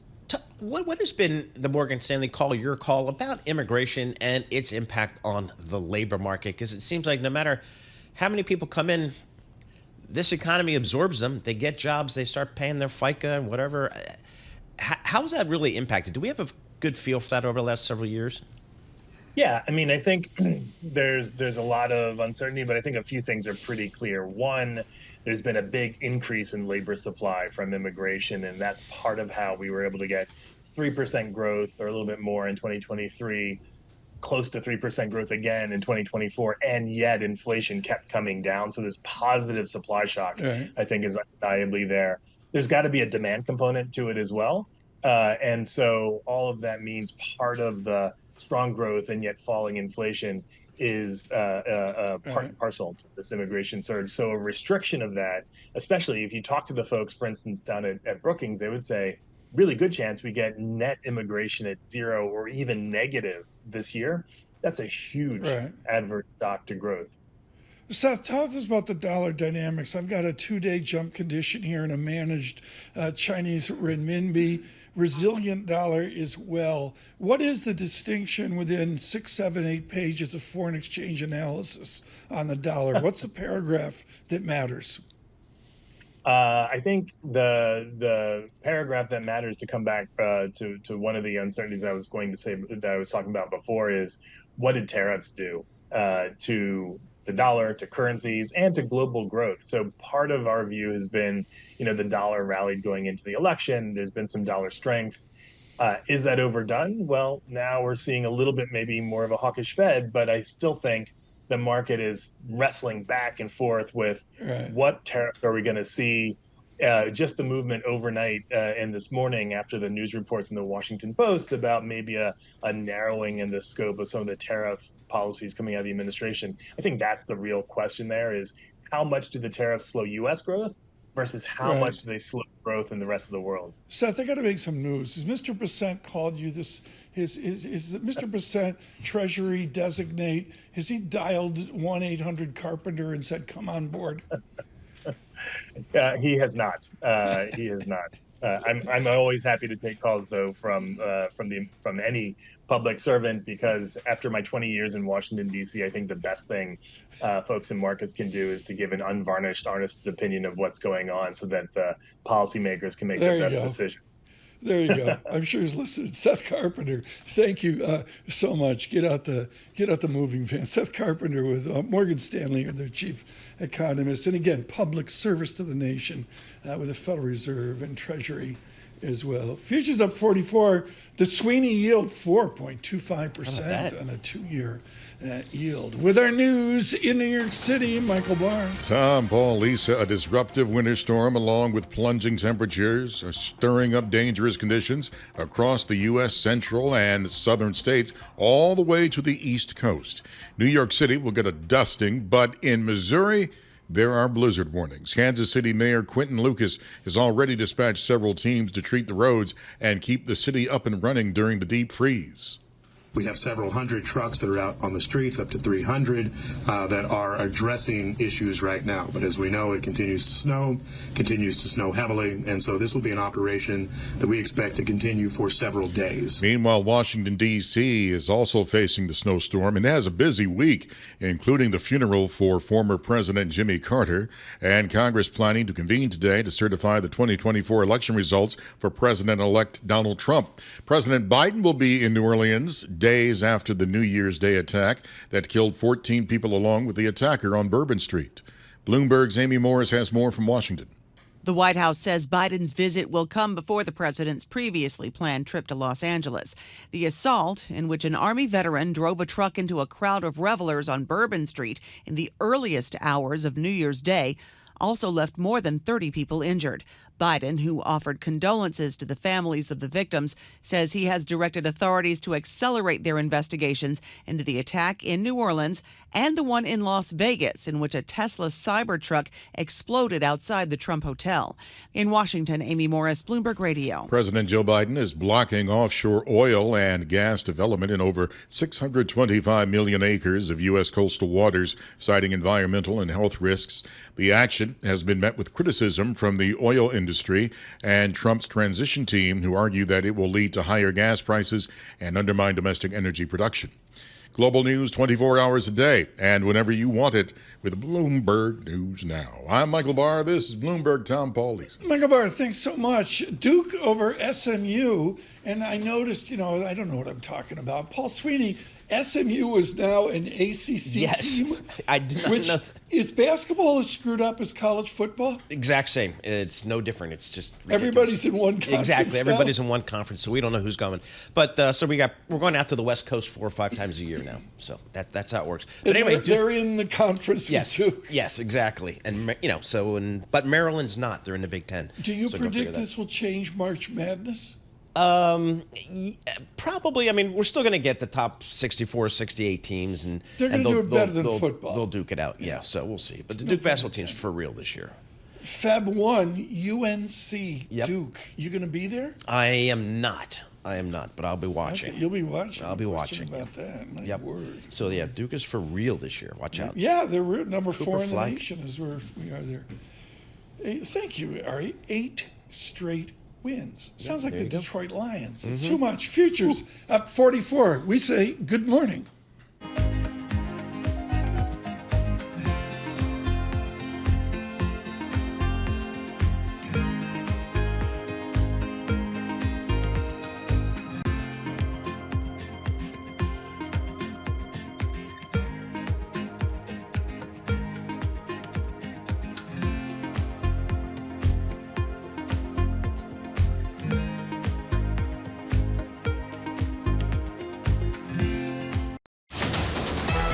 Markets, headlines, and breaking news 24 hours a day at Bloomberg.com, Bloomberg Television, and the Bloomberg Business app. This is a Bloomberg Business Flash. And this Bloomberg Business Flash brought to you by Oracle. Attention growing businesses. Oracle offering to cut your current cloud bill in half if you move to Oracle Cloud Infrastructure. For new U.S. customers with minimum financial commitment. Offer ends March 31st. See if your company qualifies at oracle.com/Bloomberg. All right, we've got tech stocks leading the equity gains this morning. A big part of that, Microsoft had unveiled this spending plan that showed sustained demand for artificial intelligence. It plans to spend $80 billion on data centers. We have Microsoft shares up nearly 1%. And NASDAQ futures leading the charge, up 1%, 214 points. S&P futures up 0.7%, 46 points. Dow futures up 0.4%, 171 points. The 2-year yield at 4.26%, down 1 basis point. The yield on the 10-year, 4.59%, and that is little change. To commodities, we have spot gold higher at $2,643 an ounce. Meanwhile, Goldman says it no longer sees gold reaching $3,000 an ounce by the end of the year, and it's pushing its forecast to mid-2026. For oil, we have Brent crude $76 a barrel, WTI crude $74 a barrel. The Bloomberg Dollar Spot Index down 0.9%. Few companies making news. Nippon Steel, U.S. Steel, they both filed lawsuits. It's an effort to save their planned merger after President Biden blocked the deal. U.S. Steel up more than 3%. And finally, Bloomberg reporting Disney and Fubo could be nearing a deal to combine their online live TV businesses. Basically, Disney will fold its Hulu Plus live TV business into Fubo. For on-demand news 24 hours a day, subscribe to Bloomberg News Now. Wherever you get your podcasts, I'm Lisa Mateo. That's a Bloomberg Business Flash. Paul and Tom. You got out the old Rolodex. Lisa, thank you. Did a search here. Who do I know that has Fubo? We turned to Paul Sweeney. What is Fubo? It's a publicly traded company. Think of it as a cable TV service, but it's just via the internet. So you get live channels, you get all the cable internet. networks. Yeah. So it's Are simply they competing against YouTube TV's $82 a month? Yes, and they're not competing very well. So I think combined they might have 6 or 7 million people. That Next to nothing. Yeah. So, but it's a small company. It's about $500 million market cap. It's a publicly traded company, and Walt Disney's just saying, I've got this Hulu streaming business. Let's just put these two smaller substandard companies together, get a little bigger. Shogun won the Golden Globes big time. Yep. They were on Hulu. When does Disney own Hulu? Like, there are going to be all one streaming service? Eventually, yes. And I don't know where they are in that process of buying Comcast's stake in Hulu. I'm not sure if that, I don't think that's happened yet, but it will. I can't say, so Lucas Shaw reported that with our team in LA, and I can't say enough, folks. You want one newsletter that's really entertaining and yet smart. Lucas Shaw Screen Time. Yep, that's a good one. I anticipate it. Usually comes out Sunday 6-ish. Okay. And it's just really informative. He's got about great everything. sources out there. Yeah, he's got He great does. sources. I mean, he's talking to, Don and, David Zaslav. He's talking to them. And his conference is out there. It's a who's who. Yeah, it is. We should go out. Movers and shakers. Yeah, exactly. I can see us out there as well. Joining us now, it's been way too long. Leslie Vinja-Murray, I need to explain. She's a Chatham House, okay. She's got this incredible transatlantic position and is now chair of the faculty. I love this. The Queen Elizabeth II Academy at Chatham House. Nice. Which is really good and really earned with the perspective of transatlantic tension. St. James Square. Leslie Vinja-Murray, there was that photo of a first administration Trump leaning over the desk as Angela Merkel and others sort of stared back in woe. Are we going to redux that photo in the next 4 years? Yeah. I mean, Tom, anything's possible. Donald Trump's coming back, and Europe is standing strong, ready to deal with this U.S. president, who they feel is, deeply familiar to them. I think that there is a great hope across much of Europe that Europe can stay united in that response. I think there's a real effort to treat Donald Trump as a normal U.S. president, to work with him. We saw Maloney, just traveled to Mar-a-Lago, but, Keir Starmer met with Donald Trump before he was elected. He traveled to Mar-a-Lago. Okay, but this is important. People recognize that this is real and that this is going to be tough. But you said the elephant in the room question. Do you perceive that Donald Trump is, quote unquote, Dr. Vinjamiri normal? I mean, define normal. This is obviously at the level of bombast and rhetoric and words very far from what over the last 7 or 8 decades Europeans had and the rest of the world had come to be seen as, normal language. But in terms of the politics and the policy, that's really what people are watching for. Is it normal to use tariffs against your partners and allies? No, but Donald Trump upended our understanding of what normal was as early as 2018. So there's been a lot of run road for understanding what's coming down the pike, and America's position has changed, its expectations have changed, but having a U.S. president that is pushing hard on, 3%, sometimes they say 5% of GDP spending on from NATO's U.S. NATO allies. Yeah, that is, for some European partners, quite simply not politically or economically possible. But they see this pressure coming, and it's not like last time, right? People are prepared.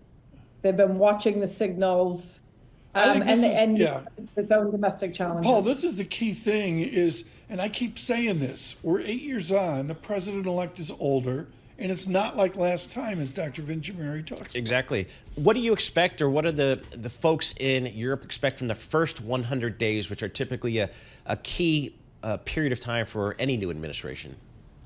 Well, look, on the foreign policy side and foreign economic policy side, they're really waiting to see, number one, what does Donald Trump do on tariffs? Now, there's reporting coming out just today, I'm sure you've seen, that the president-elect is moving away from blanket tariffs of 10 to 20%, which he's talked about before, and talking more about narrowly focusing those tariffs on products that come into that pose some sort of economic or national security threat to the U.S.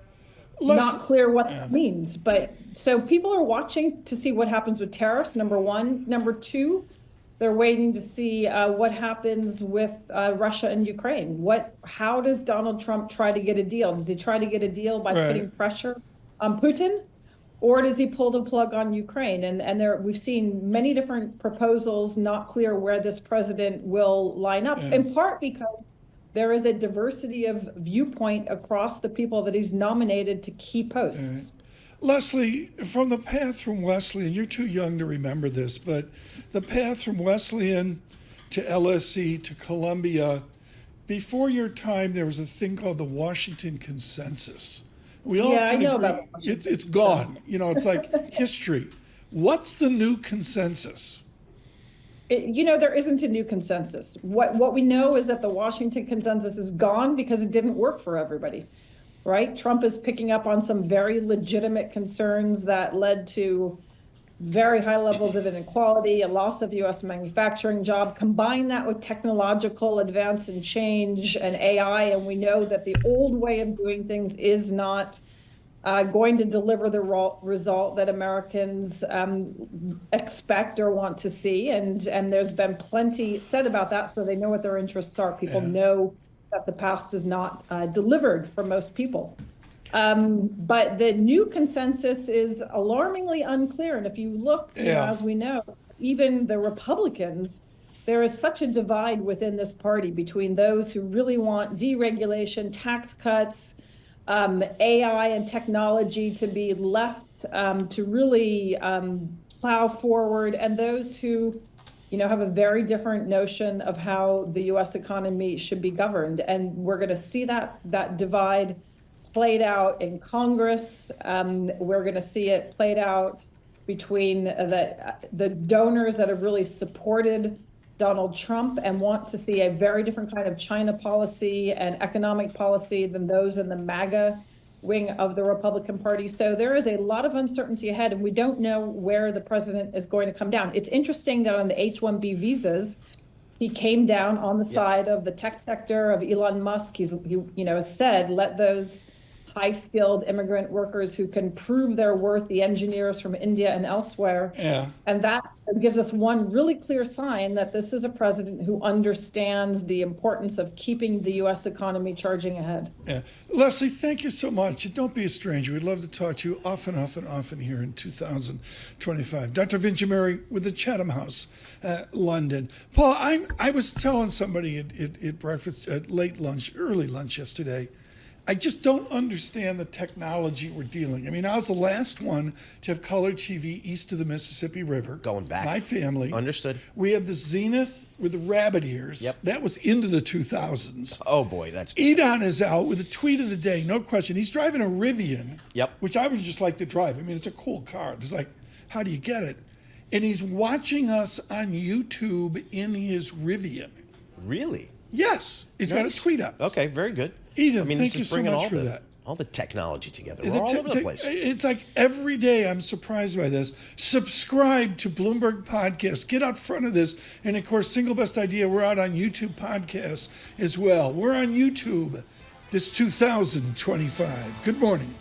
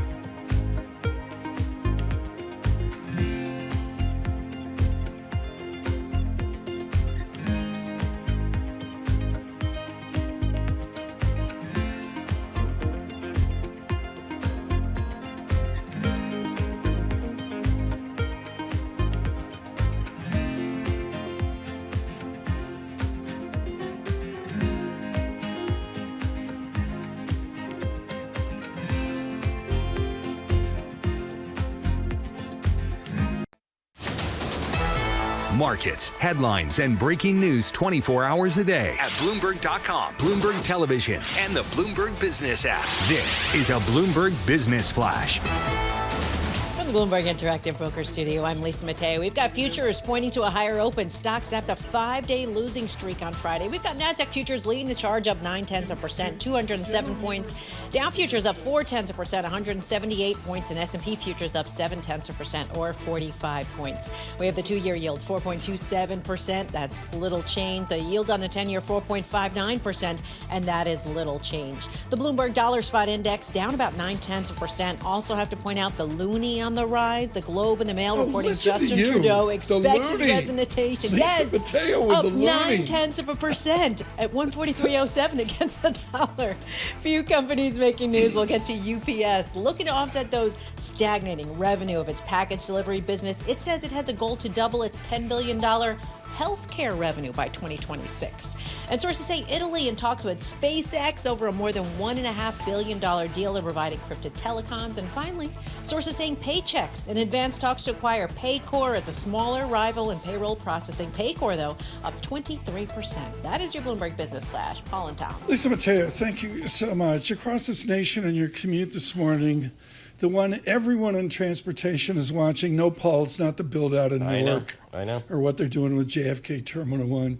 Janno Lieber joins us today, running the MTA off of this congestion tax in New York, and we're thrilled that Bloomberg Surveillance will bring him to you for the entire rest of this hour. An incredibly busy day, important Monday for you. I've got one question which Kriti Gupta in London actually brought up, because I know Paul's fired up here with a bunch of questions as well. Part of the bargain in Stockholm is they have a world-class taxi service. Part of the bargain in London is they have a world-class taxi service. I'm in taxis constantly here that are third world. How does this congestion tax get us, as Kriti Gupta mentioned, to a better taxi experience? Well, I think, Tom, thanks for having me. I think that the taxis in New York are dominated, as we all know, by Uber and Lyft, and they actually are looking forward to having clearer But I'm going to streets. interrupt here. You're Yeah. telling the poor people of New York City to take an Uber? Yeah, you know what? Right now, the cost difference between Uber and taxis is not all that great. I'm not in the taxi business, so I'm trying to answer your question. But the point is, with less congestion on the roads, you're going to have the taxi industry, I think, is going to do better. I mean, people will be able to move more quickly, pick up more rides, and for what is actually 75 cents per ride, when the average ride of a taxi ride now in New York is like $25. So 75 cents a ride, and they're going to be able to move much more quickly, take more rides. I think it's going to be good for the industry. Part of the outcome that you guys are hoping for, that we're all hoping for as a city, is reduce traffic, reduce congestion within the city. When will we know if that's actually happening? It's a good question. It's going to take a while to take effect. New Yorkers adjust, and they are resilient, but it's going to take a little while. So we're going to be watching it very closely, day by day, week by week. I don't expect to see some dramatic change on the first or the second day. Over time, we're expecting a 10 to 20% reduction in traffic. That's what we're shooting for. But Paul, the big issue here is New York is leading. New York is, and I'm thinking, I know you're an international outfit.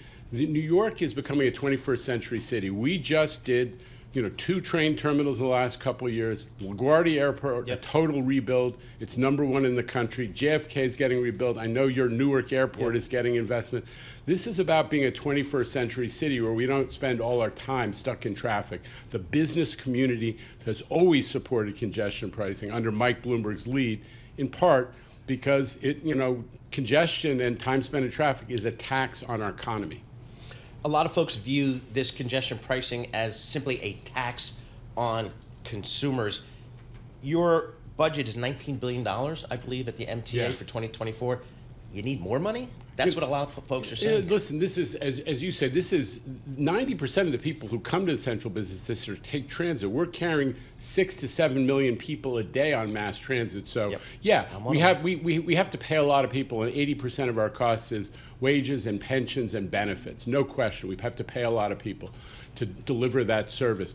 But the bottom line is congestion pricing is about the benefits. It's about not just money for the MTA, but about lower traffic, cleaner air, safer streets, and a more functioning economy. That's the goal. That's why London did it, and that's why we're following. I was in Paris last week, and all I can say is what a difference in congestion. It was just beyond pleasant. When are we going to see results? Are we talking Tuesday? Or are we talking 2027?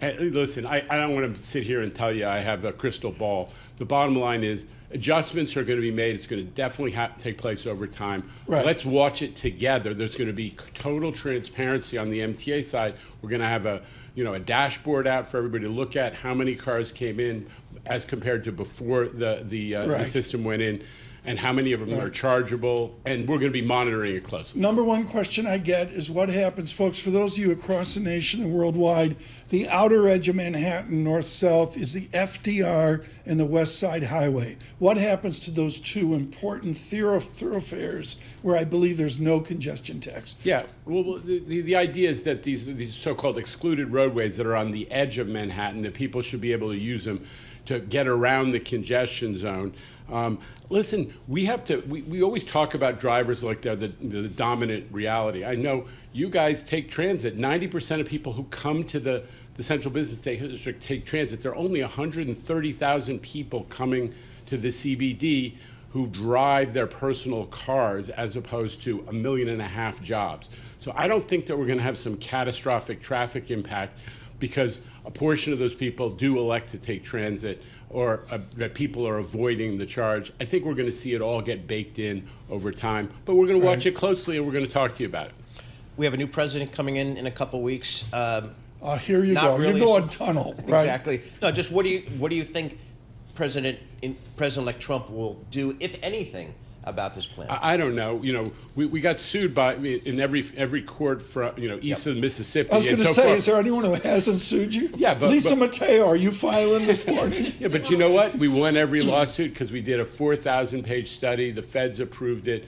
It took 5 years to do the study. It takes about 5 minutes to figure out New York has a congestion problem if you stand in Midtown. Right. But what President Trump is going to do is, I'm not certain. There's a lot of Republican politicians who are against mass transit and who rail about this. President Trump is also a New Yorker who owns office buildings, and 90% of the people who work in his office buildings come on mass transit. So I'm optimistic that he will get it.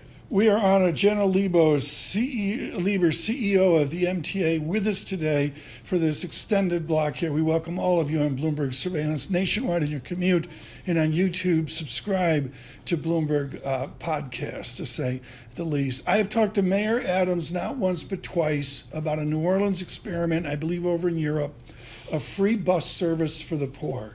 The congestion tax is about fancy people like Paul Sweeney in his ginormous car, or me being driven by the Bentley down Fifth Avenue. Forget about it. What do we do to help really needy people who need to commute from, I'm going to say, Rockaway Beach up to wherever? Okay, well, let's just be real, because 95+% of those people you're talking about, low-income people who live in the boroughs, take transit. They don't drive because parking in Midtown is Should we offer them free bus service? But you know what we're offering? What we're offering is we have for the first time, the MTA, under Mayor Adams' leadership, has been pushing a fair fares program that cuts the price of transit in half for low-income people. And you know what, Tom? Transit is one of the very few things that makes New York affordable. It's 15% the cost of owning a car. It's already a good deal at full price. Right. At half price, it's out of sight. And so I'm confident we're dealing with the concerns of that community as well as the broader goal. What is the delta on going from, Danielle is all over me here. She and Michelle Kasky have done great work for Bloomberg on this, Daniel Moran. What has been the delta from $15 down to $9? How does that change the Janno Lieber world? Okay, good question. Listen, Governor Hochul... It's my only good one of the day, so stay with us. Yeah. So Governor Hochul, after we were moving towards implementing in June, decided that she wanted to take away the sticker shock. And so she, after a pause, knocked the price down by 40%. So instead of $15 for did she call you, or did you learn about it? She called me. She called me. It was shortly before she announced it, and it certainly was a shock to the system for some of the folks who have been working on this. But in the end, it has worked. What it has done is its message to the public that we are looking at an easy implementation, that she's worrying about affordability, but we're getting the benefits. Tom, you said, how does it affect the MTA? How does it affect me? It will take us a little longer to raise the statutorily required $15 billion, but we have enough work going on that we can continue to make progress on rebuilding the subway system. In the meantime, it's been a net positive. We're going to be, one of the intentions for congestion pricing is to drive more of transit folks to the subways. How about safety of the subways? Where are we there? Because there's, a concern is that you're well aware that post-pandemic maybe not. Listen, the overall stats are positive. Last year we were actually 12.5% less crime than 2019, the last year before COVID. But there's no question that some of these high-profile incidents, terrible attacks, have gotten in people's heads and made the whole system feel less safe. And there's a little bit of disorder that's crept into the public space since COVID. There's no question about it. I say the criminal justice system has to do its job and make sure these people who do that kind of stuff, most of whom who have long rap sheets, are put away. There are very, very few of these folks, but they have an impact on people's sense of safety, and we need to deal with them in a way that protects the riders and the public. First time I went down the stairs in a Tokyo subway, there were the guardrails or the walls or whatever. We put a man on the moon. This is New York City. You mentioned the shining light of LaGuardia, $19 billion on JFK as well. Can't we put up guardrails quickly in our subways? You're absolutely right. The quickly part is the one challenge I would say we got. Well, New York City quickly, we put $1 billion in our new capital program. Since fare evasion and this whole phenomenon has definitely accelerated post-COVID, we put $1 billion in our new capital program for that. So we are going to start to replace all these turnstiles, which worked when I was a kid, but clearly are ineffective now in the era that we're living in. We got to replace them. You're absolutely right. But are we going to put in walls to protect people at the edge of the subway? Yeah. Lisa Mateo and I are sitting at home with our offspring going, take the Uber. That's the reality, Janno. Okay, so listen, we have started to put up barriers, chop, which is really literally these little half height walls along the platforms, and we're going to accelerate doing that. One complexity is those super high tech barriers that you get in European train stations and the newer stuff literally are too heavy for the platforms that our 100-year-old system has. So we can't do that, but we're going to start to accelerate these barriers so that anybody can position themselves so they feel safe on a subway platform. We don't want people to feel otherwise. So I know when in conceiving of this plan here, there are a lot of exceptions for different people who would be exempt from this congestion pricing. For example, the Hampton Jitney is exempt, yet firefighters' personal vehicles to get them into the firehouses are not. That seems kind of odd, but I know there's trade-offs everywhere. Yeah, I mean, the point is, there was an across the board, this was done by a panel that was studied, that there were 130 separate requests for exemptions. Yep. And what they said is what we're going to exempt is we're going to exempt disabled people, we're going to give a huge discount to low-income people, and we're going to make sure that buses, which are a form of mass transit, whether they're operated by the MTA or otherwise, are exempt. That's where you get something like the Hampton Jitney. Now, in fairness, the Hampton Jitney has 50 people on it, and if those people drove, it would take up a lot of room. So it makes sense. We don't talk about personal vehicles.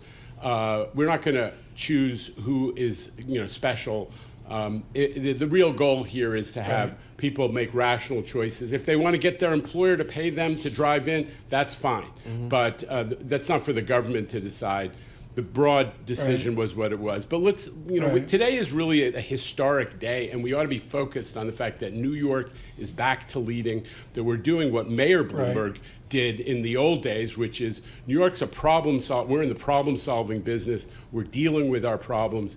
And government seems paralyzed in a lot of the United States. We are dealing with the realities of what it takes to be a 21st century city. Daniel Moran is writing this up, and she's like, okay, we're leading the way. What's the next city to do this nationwide? That's a good question. They all call me. The door's locked over there. Danielle says you can't get out unless you answer the question. Well, they all call me and they say and they ask for information because they're all taking a look at it. Boston? It could be because the key is we are so lucky because cities all over the United States have traffic problems like crazy, and it's crushing their economy and their development pattern and their appeal to employers. But only New York has this out-of-sight mass transit system. Maybe Boston, maybe Washington, maybe Chicago, because they have the alternative. Mm-hmm. I'm cutting you some slack here. And folks, let me tell you, I'm not even part of this debate. I was below 57th Street once last year. Yeah, that's not happening. I have no life. What can I went to Brooklyn a couple years ago. It was beautiful. Come on over. I thought it was Brooklyn, Massachusetts, and they said, no, it's Brooklyn, New York. Janno, let me cut to the chase here and the heart of the matter. Somebody once explained to me that New York is not London or not LA. You've got X number of bridges, X number of tunnels. It's a challenge here like no other challenge. Where's the bottleneck going to be with the congestion tax? I think that the great thing is if you reduce traffic in general, there's less chance of bottlenecks across the board. That's the benefit, that even the people who have to drive or choose to drive are going to get a better experience so their time is not wasted stuck in traffic. That's the goal. I don't know exactly where the bottleneck's going to be, but the goal is to have fewer of them. So we're Wall Street, we're global Wall Street. Talk to us about this bond that's going to be issued. A, what is it, and when will you guys issue this? some bonds to raise capital to then invest back into the system? Good question. So our CFO at the MTA, Kevin Willens, ran Muni Finance at Goldman for many years. Okay, so Kevin is when the governor dropped the toll by 40%, he took a hard look when that started to unfold at whether we could still raise the money that the law requires, $15 billion to be raised from the revenues. And the answer is yes, we can do it. It will take a slightly different structure. It'll take a different length of time, but we're going to be able to do it probably in multiple bond offerings rather than a single one. Originally, they planned a single bond offering, $15 billion. Now it's going to probably take a couple of years and a couple of different offerings. You've been more than generous with your time. I want to talk about the reality, and I'm speaking for the headquarters here, the investment Mr. Bloomberg has made. I should mention, folks, Mike Bloomberg, the former mayor of New York, and he is, of course, the owner of Bloomberg Radio, Bloomberg Television, and I think, does he sign your paycheck? I think he signs does. mine as well. Yep.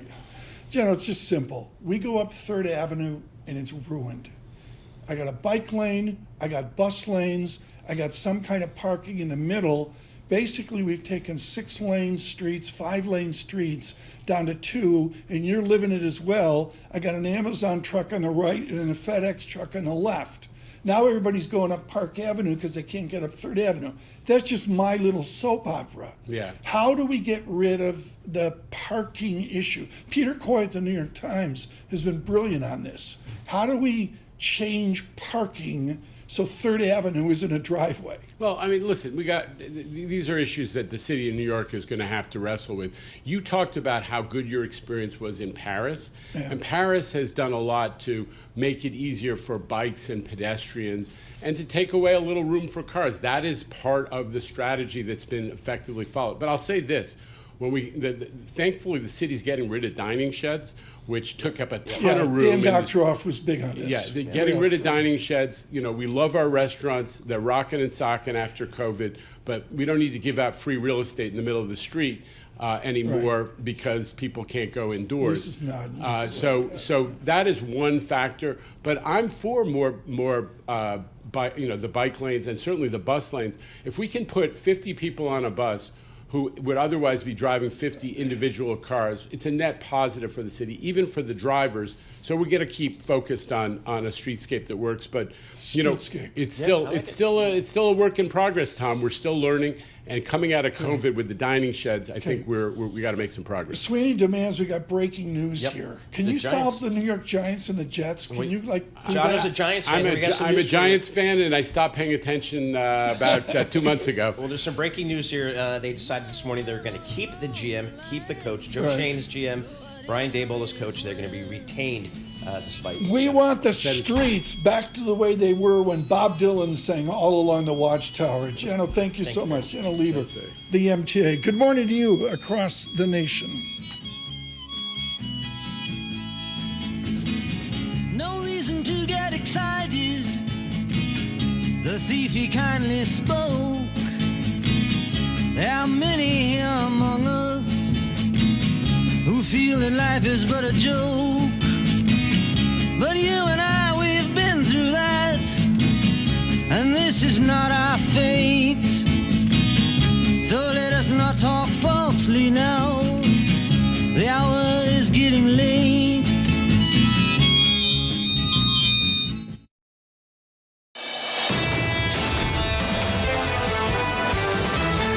This is Bloomberg Surveillance with Tom Keene and Paul Sweeney. I'm sorry, it's a boom economy, and that's what we're adjusting to. Neither party seems to want to take on deficits at all. With Lisa Mateo on markets. Stocks are coming off another record high. And Michael Barr with news. Tensions between the U.S. and China have heated up even more. The best in economics, finance, investment, and international relations. This is Bloomberg Surveillance on Bloomberg Radio.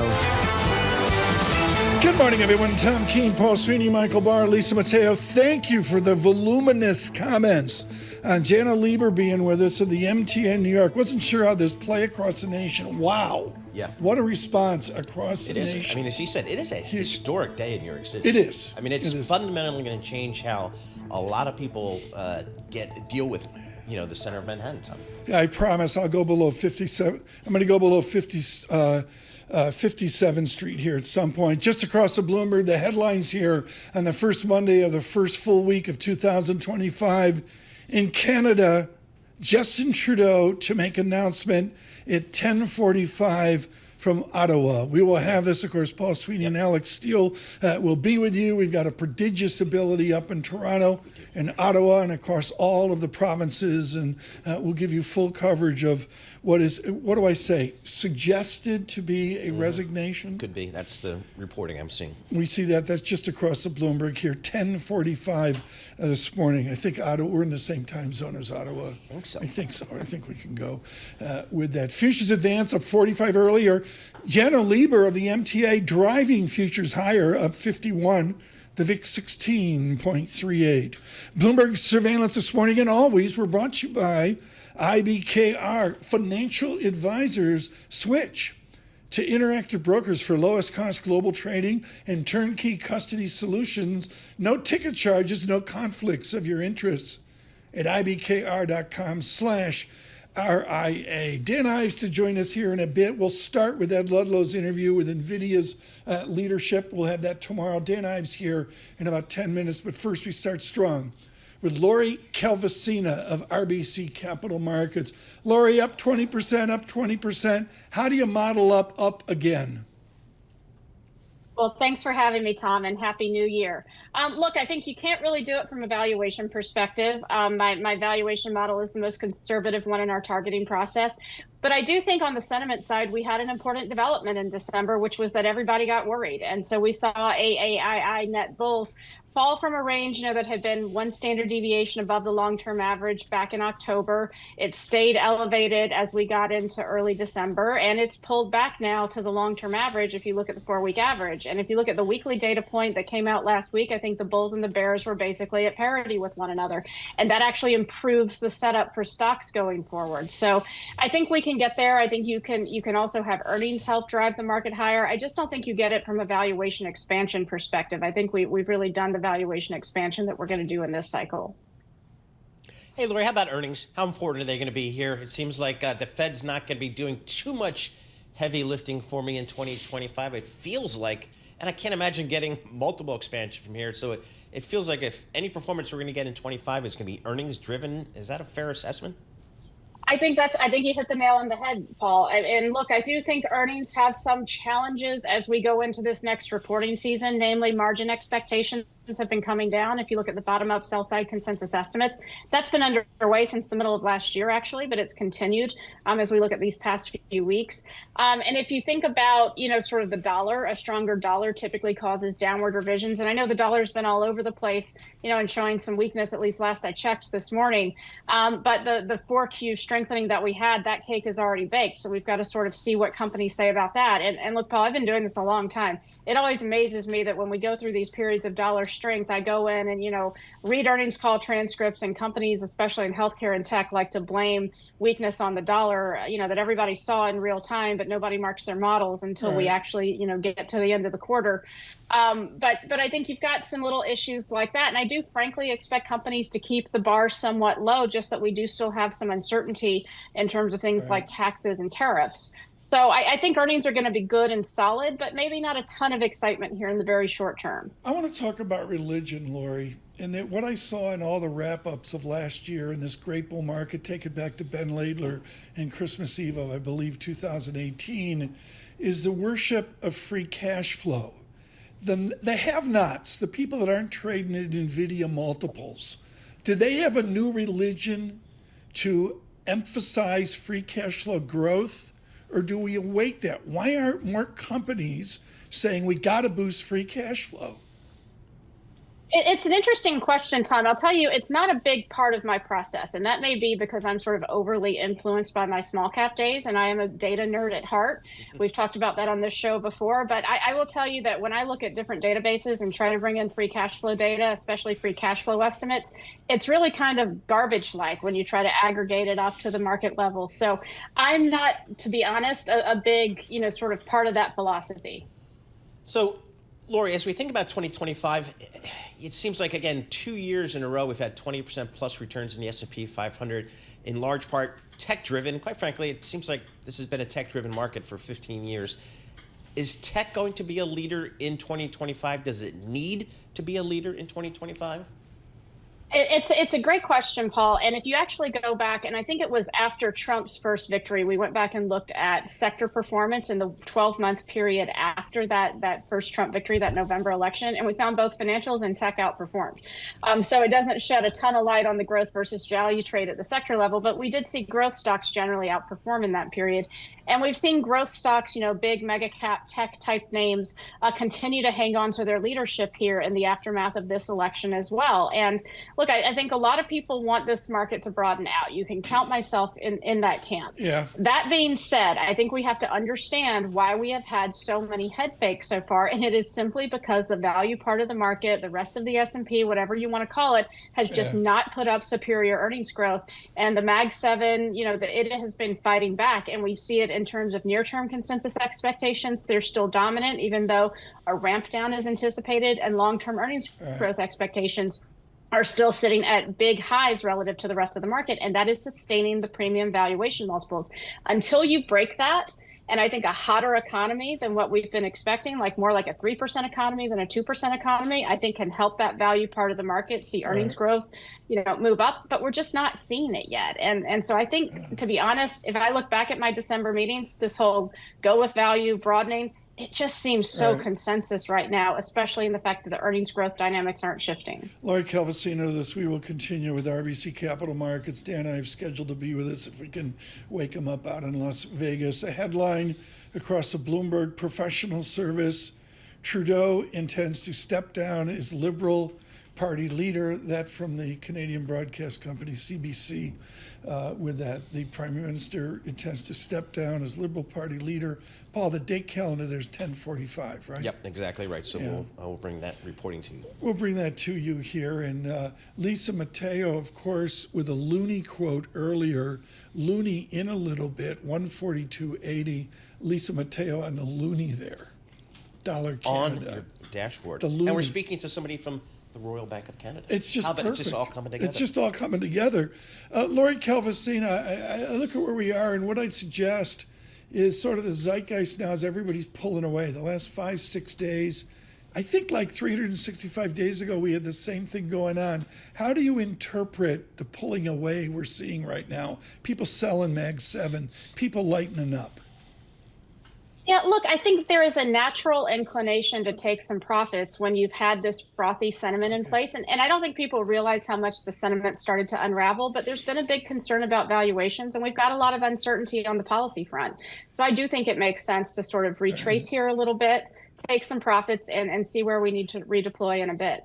Lori, thank you so much. Lori Calvasina, RBC Capital Markets, just a huge value add always. Futures up 48, Dow futures up 233. From the Interactive Broker Studios of Bloomberg Business Flash, Lisa Mateo. And we've got U.S. stocks set for a second day of gains after putting an end to the longest losing streak since April on Friday. Right now we have NASDAQ futures leading the charge, up more than 1%, 215 points. Dow futures up 0.5%, 233 points.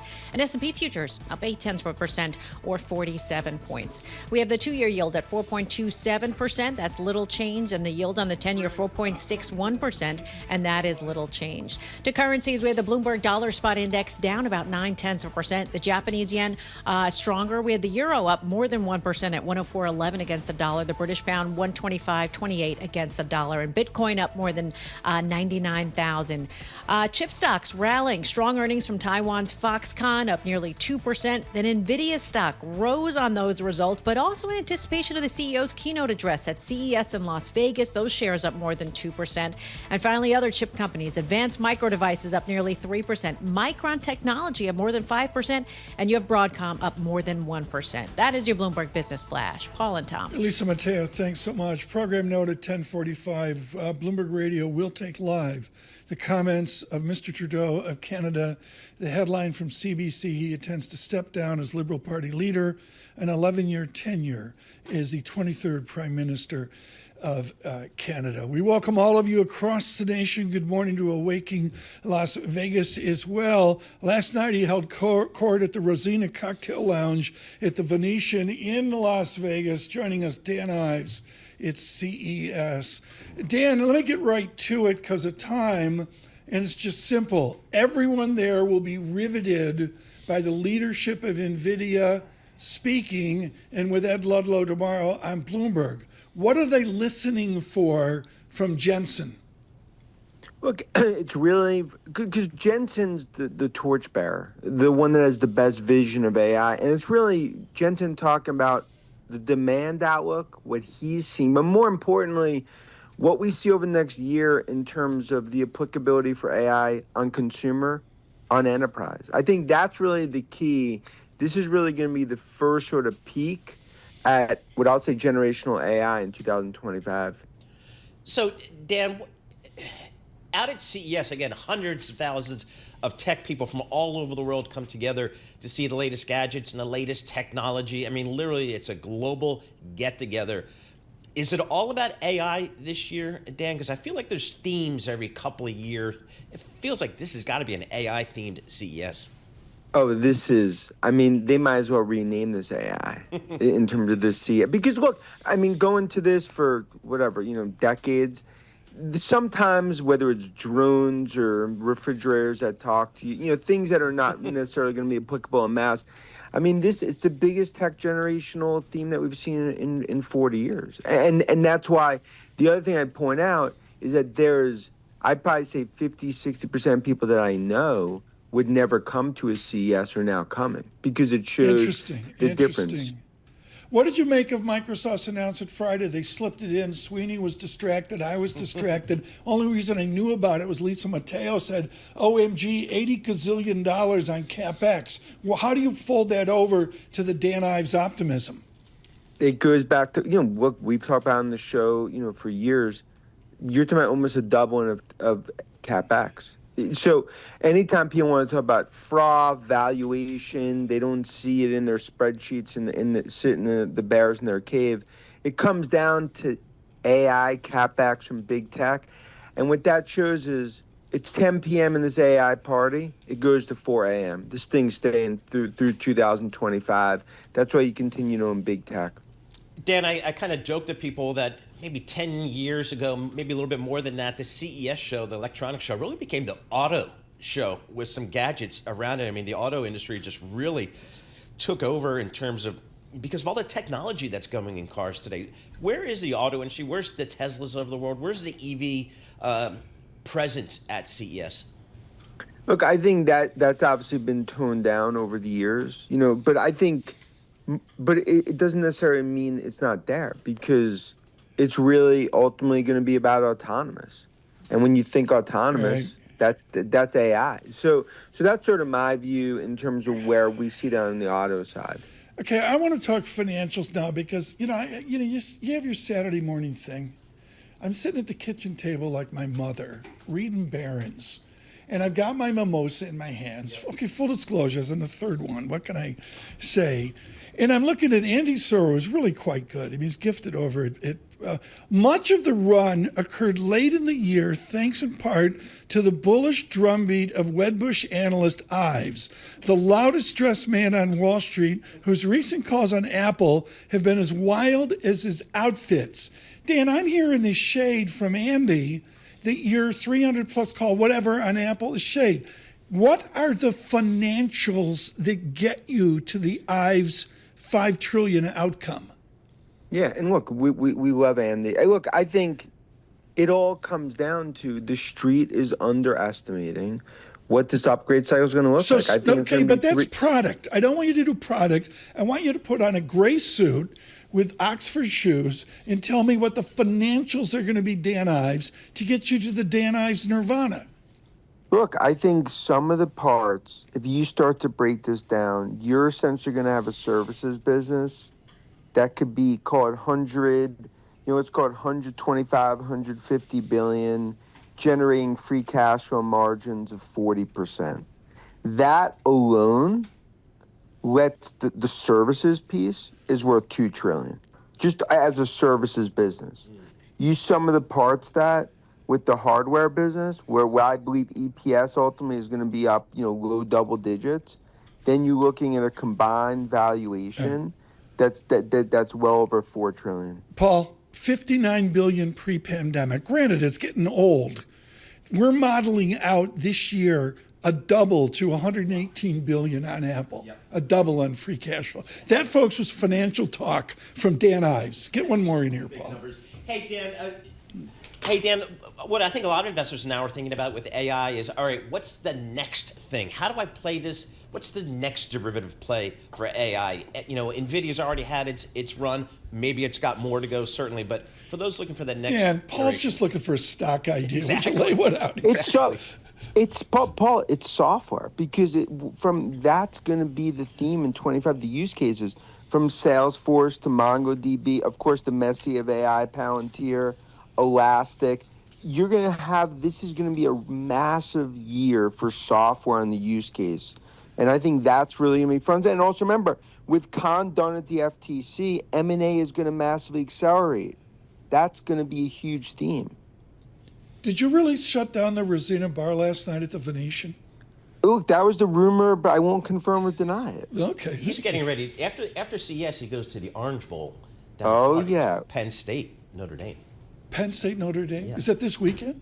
It's coming up yet. We'll be in South Beach, win that game, go 1-0, and then we'll see you in Atlanta. So what do you think? I mean, seriously, Penn State, Notre Dame, I mean, this is classic college football. Dan. It's going to be a classic for sports. We look, Freeman, love Notre Dame. I just think our offense is too tough, and I think Penn State comes out with a victory. I say we win by 7.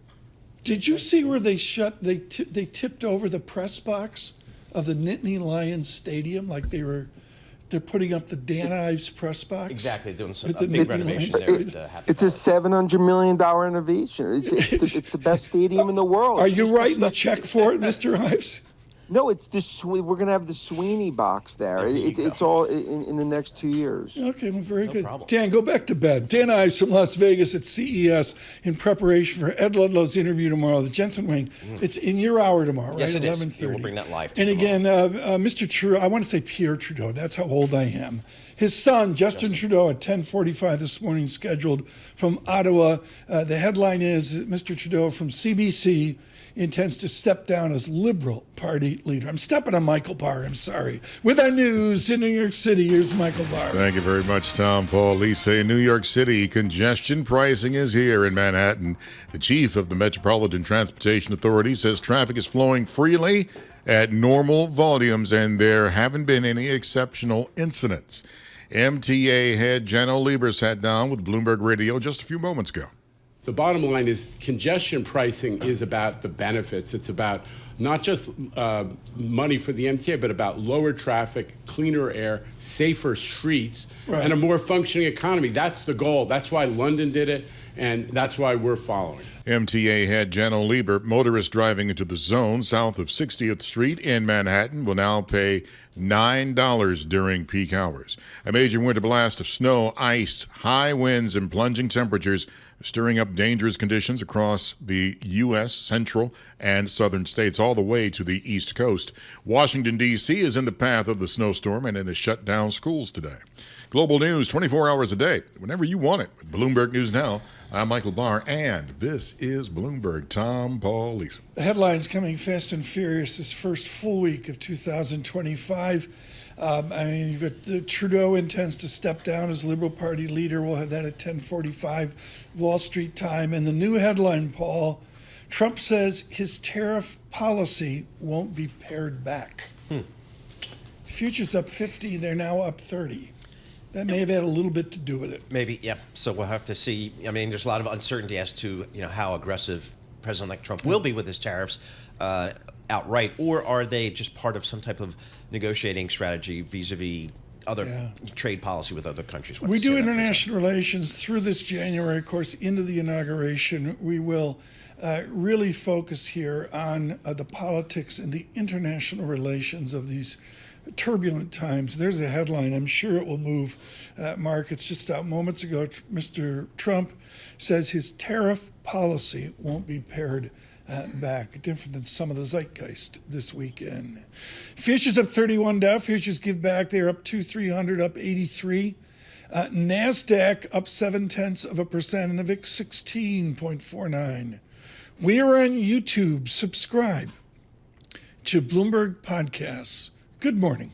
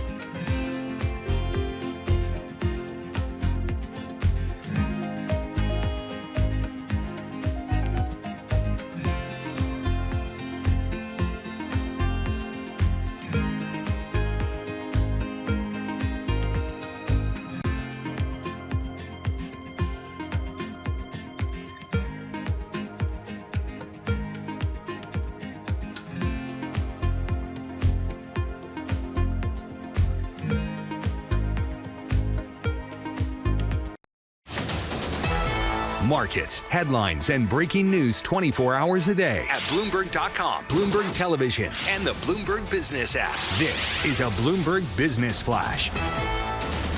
And it's Bloomberg Futures Report, sponsored by IBKR. Markets never sleep, and neither does Interactive Brokers. Discover opportunities with CME Group Futures across equity indices, interest rates, FX, energy, and more. Access CME Futures around the clock at Interactive Brokers. All right, we've got tech stocks leading the equity gains this morning. A big part of that is Microsoft. They announced plans to spend $80 billion on AI data centers this year. And then Microsoft shares are up nearly 1% right now. We go to NASDAQ Futures, up 0.7%, 169 points. Dow Futures up 0.2%, 96 points. And S&P Futures up 0.5% or 33 points. The 2-year yield at 4.28%. That's little change. And the yield on the 10-year, 4.62%. And that's up 2 basis points. To commodities, we have Brent crude, $76 a barrel. That's up about 0.5%. We have NYMEX crude up at $74 a barrel. Spot gold lower, $2,622 an ounce. Few companies making news. Nippon Steel, U.S. Steel, they filed lawsuits in an effort to save their planned merger. U.S. Steel up more than 4%. And shares of Fubo TV, they are soaring. Let me just check. Up 186%. That's after Bloomberg reported Disney and Fubo TV could be nearing a deal to combine their online live TV businesses. And finally, Uber shares, they're up higher this morning too, up 5%. It announced it entered into an accelerated share repurchase agreement with Bank of America to repurchase $1.5 billion of shares of Uber stock. For on-demand news 24 hours a day, subscribe to Bloomberg News Now wherever you get your podcasts. I'm Lisa Mateo. That is a Bloomberg Business Flash. Paul and Tom. Lisa, thanks so much. We got to review this again. Disney finally is going to figure out Hulu, Paul Sweeney? Part of Hulu. Just part? Yes. They're still not going to get the whole thing. Not yet. This is their streaming part of the business, their advertising-supported streaming part of their business. Hulu Plus Live is going to merge with Fubo to create a virtual, it's kind of like an online, internet-owned delivered cable system. The well kids are doing explained. it. I have no idea what you just said. We welcome all of you now with the markets. We're open here in 3 minutes. Futures are up 50. We're now up 36. Damien Sassower with us. We'll get the markets open and then continue with Mr. Sassower. I'm not going to mince words on a trading envelope. Chinese renminbi slipped over the last 2 days. Are they managing a devaluation depreciation, or is that just the market speaking? No. I think they absolutely are. And I think you see that in the broader Asian FX complex, right? All Asian funding currencies, Taiwan dollar, Thai baht, even the peso and the rupee are all down year to date. But then again, we're on the third trading day of the year. But that's relative to the high beta currency crosses like Mexican peso, Brazilian real. They're up over 1.5–2% year to date. So the carry trade is back on, Tom. It looks like, in the FX markets, investors are looking to take risk again. So, stepping back before President-elect Trump even gets into office, what have your clients been saying about 2025 and emerging markets with this new administration? Is it just let's wait and see? Let's just go to the safe spots where we think we're safe? What are they doing? Well, I think you have to be underweight EM rates and FX right now in this market. I mean, if you just look at where U.S. Treasury yields are going, and we have some supply coming through this year, I mean, U.S. EM yields tend to track the U.S. So I think, you want to be underweight there. And then on the FX side, I mean, everything is screaming, as Tom rightly points out, to a weaker yuan, perhaps a weaker Korean won, perhaps a weaker Mexican peso if these tariffs take hold. So, it's underweight FX, it's underweight rates, credit's where you want to hide out. Paul, to your answer there.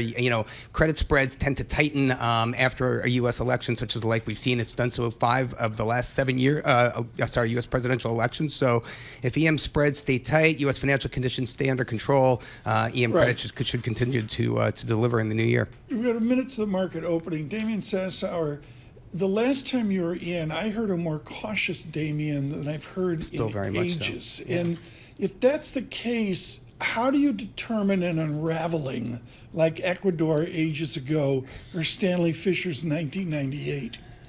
So, I think the way an investor, a prudent investor, would want to approach emerging markets in this environment is to approach it on a currency hedge basis. EM currencies were down 8% last year relative to the dollar writ large. So, it's very difficult to manage, money in an environment like that. So the way I approach it is take all that risk off the table. And what's really, really interesting, if you look below the hood, Tom, EM rates FX hedged, which should really track U.S. Treasury returns, have diverged completely. In fact, since October of 2022, EM rates FX hedged has outperformed U.S. Treasuries by roughly 10 full percentage points. That is a massive outperformance for two asset classes, which should really remain very closely tied to one another. So, I think that's the way I approach EM. I do it, I try to stay smart, stay prudent, and stay humble. Yeah, like the Giants coaching staff. We're going to come back with Damien Sassower here, also with Bloomberg Business and Sports, I should point out.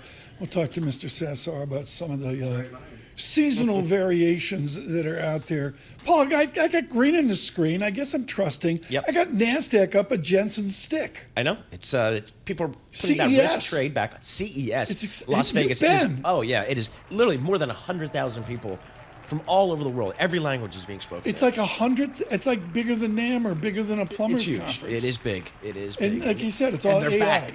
Post-pandemic, they are back, baby. I guess they are. We need to look at the opening bell. We do that with Lisa Mateo. And the opening bell report brought to you by IBKR, Interactive Brokers Forecast Trader. You can trade your views on key political, economic, and climate indicators. Visit ibkr.com/forecast and get started today. And speaking of getting started, let's get right to it. S&P 500 up 0.7%, 44 points, 5,987. The Dow up 0.3%, 138 points, 42,864. And the Nasdaq up more than 1%, 229 points at 19,850. Checking in with the 2-year yield, 4.27%, little changed, and the yield on the 10-year, 4.61%, and that's up about 1 basis point. Quick check of currencies. We have the Bloomberg Dollar Spot Index down 0.6%. The Japanese yen at 157.14 against the dollar. We have the euro up 0.7%, British pound up 0.6%, and we have Bitcoin just above 98,000. That is your Bloomberg opening bell report. Paul and Tom. Lisa Mateo, thanks so much. In an hour and 15 minutes, Paul Sweeney and Alex Steele will bring to you comments by Mr. Trudeau in Ottawa as he looks at an 11-year reign as Prime Minister of Canada. It is said he will walk away from the Liberal Party. We'll have to see how that goes. With us, we are so advantaged to have Damien Sassower with us. Canada out to 140, the loonie. Is that a depreciation of the Canadian dollar, or is it just ebbing and flowing like a Commonwealth currency? Well, look, we got to talk about the Canadian economy relative to the U.S. It's far weaker than, we are feeling here today, right? So the theme of U.S. exceptionalism rings very, very true if you're north of the border here. And so you have Canada unemployment coming out later on this week. It's a big data figure. We're going to see how that kind of goes. But it's all about the inflation data this week, Tom. And, inflation in Canada seems to be under control now. But if we see that spillover from services to the core, such as what we think is going to happen is, you see inventory depletion, kind of people rushing to get ahead of these tariffs.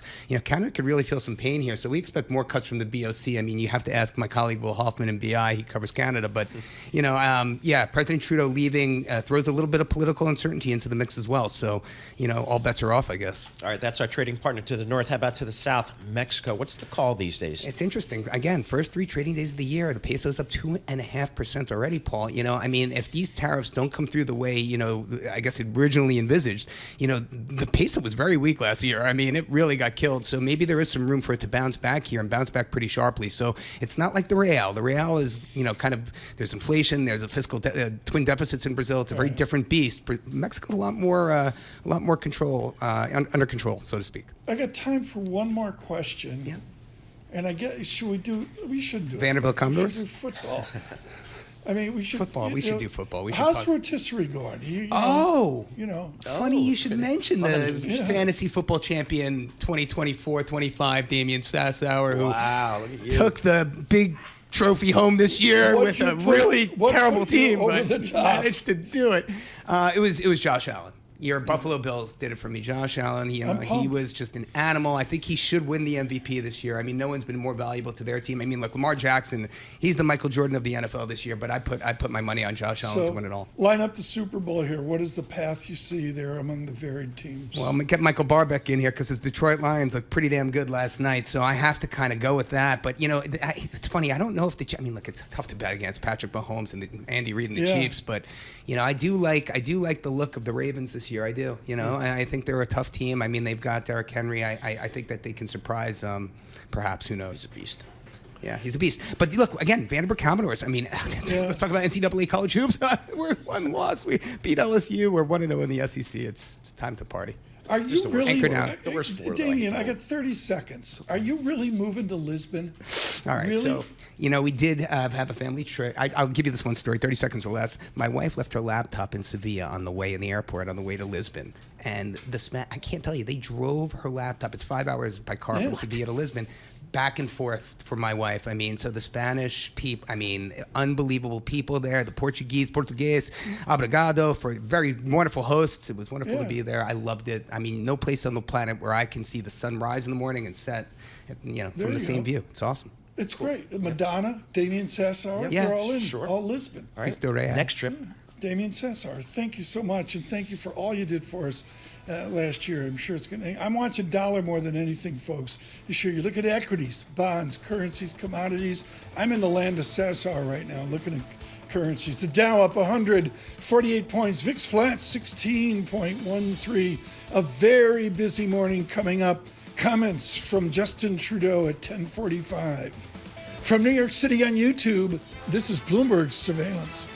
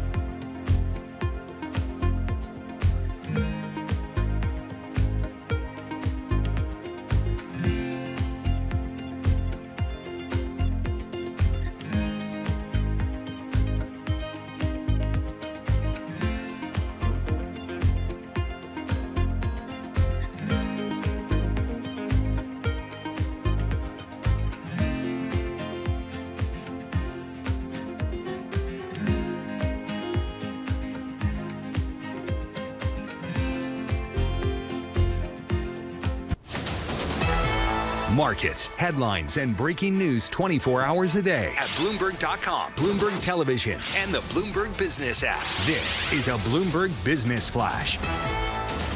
From the Bloomberg Interactive Broker Studio, I'm Lisa Mateo. A rally in big tech giving stocks a nice lift this morning. We had the Nasdaq up more than 1%, 259 points. The Dow up 0.1%, 75 points. We had the S&P 500 up 0.7%, 46 points.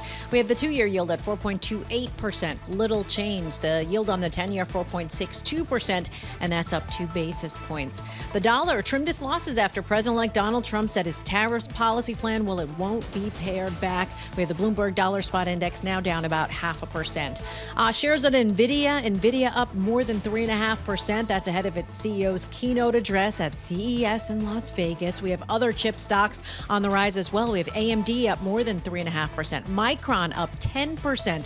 And we have Broadcom up 3%. That is your Bloomberg Business Flash. Paul and Tom. Lisa, thanks so much. Greatly appreciate it. Now, a 3-hour conversation. We're going to squeeze into 15 minutes with Eric Balchunas, driving all of our ETF coverage. Paul's got all questions.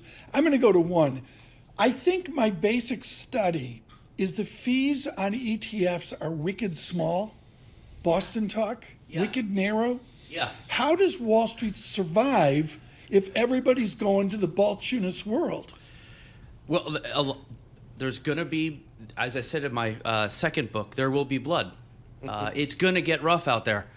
And obviously, the stock market went up 26% in 2023, 25% last year. That is covering up all of this move to low-cost ETFs and Vanguard. To me, it's all part of the Vanguard effect. Okay, so I cut to my good friend Lawrence Fink. How does Larry Fink pay the payroll if everybody in the world switches to BlackRock ETFs? I don't get it. BlackRock is a great study because ETFs are a portion of the revenue, but they get hustle points left and right. They're into alternatives. They sell data. They do Bitcoin. You know, my metaphor for BlackRock is like a 12-time all-star that still dives on the floor for loose balls. I mean, nothing. They will leave no stone unturned. They're into buffers. They're into this. They are very opportunistic, and that is how you have to be to compete with Vanguard. They're the only one who can go toe-to-toe with Vanguard, so you should study them. Paul, just so you know, hustle points is CFA level 4. Exactly. Just so you know. All right, talk to us about thematic ETFs. Where do you think the thematic money is going to go to this year? Well, our theme we go back to time and again is uranium, nuclear, NUKZ. Yeah. Nuclear is a great... See, I throw that open-ended question out, which you're not supposed to do in, journalism. But you never know what you're going to get back from this guy. Well, hear me out. Let me take you from... uranium sounds kind of wild, but this sector in flows or assets is now bigger than clean energy ETFs. You could argue it is a form of clean energy, but solar, wind, uranium is now bigger in terms of assets. Okay. Also, think about AI. To me, uranium is a backdoor AI play. Because Google, Amazon, Microsoft, they're all buying reactors or building their own because they've got to power their AI. AI takes a ton of energy. So look for this as a backdoor AI play. So that's, one theme that we're watching. Okay. We also see a lot of, like, defense tech is another theme that's growing pretty well. Thematic ETFs are obviously going to ebb and flow, like innovation. There's an innovation ETF coming out that's like 5 years after ARK. So people are still building out more traditional themes, but those are a couple of the newer ones that we see some promise in. And also, here, I'm going to make you laugh now, Tom. The psychedelics ETF is up. The what? Psychedelics ETF is up 15% since New Year's Eve. What is this, Grace Slick's Trust Fund? PSIL is the ticker, I believe. But it's basically, there's a whole movement to try to cure depression and other things with sort of psychedelic drugs. And some of these companies are very small and they're getting acquired. One of the companies went up 90%. So it's one of these thematic areas that's been down a lot. It's been beat up, kind of like cannabis, I guess, but it's... See, the thing is, he does the lectures and there's 1,000 people in the audience. And he puts his and stuff he out does there. this with a straight face. I know. I mean, people are like, what did Save his pause. Everything I just said was accurate. I know. It always is backed up. A uranium ETF, because Microsoft has to build a data center in Arkansas? No, not a data center, but AI. AI takes a ton of energy.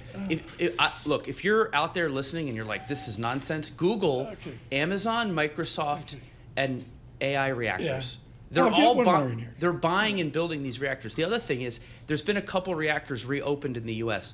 If you want net zero, you don't have a hope unless you use uranium. I mean, you have to go nuclear to have a chance at getting anything near net zero. Can you short ESG in an ETF? Yes. There's a bunch of, Of course you can. Of course. Paul, get one more question in here, please. All right. When did the flows stop flowing to ETFs? Good question. When is the game over? You were born on third base, thought you hit a triple with this whole ETF thing. When does it stop? So we do look at competitors. One of them was direct indexing, which is like, oh, we'll just rebuild an ETF for you and then remove stocks that you don't like. Sort of like customized indexing, like a separate account. That was one threat that was along the way, but ETFs kind of rolled over that. The next one is tokenization, but I'm still kind of bearish on that. I just find, like, what is being solved here? When you go on to your brokerage account, you click a button and you own anything you want for almost no fee. Tell me how that's going to get disrupted anytime soon. I was lucky in that at 15, I dived into the maelstrom of the Vietnamese peace talks in Paris. I don't care what you thought about Saigon. You sent your kids to Saigon over the holiday. What did your kids think about Saigon, Ho Chi Minh City?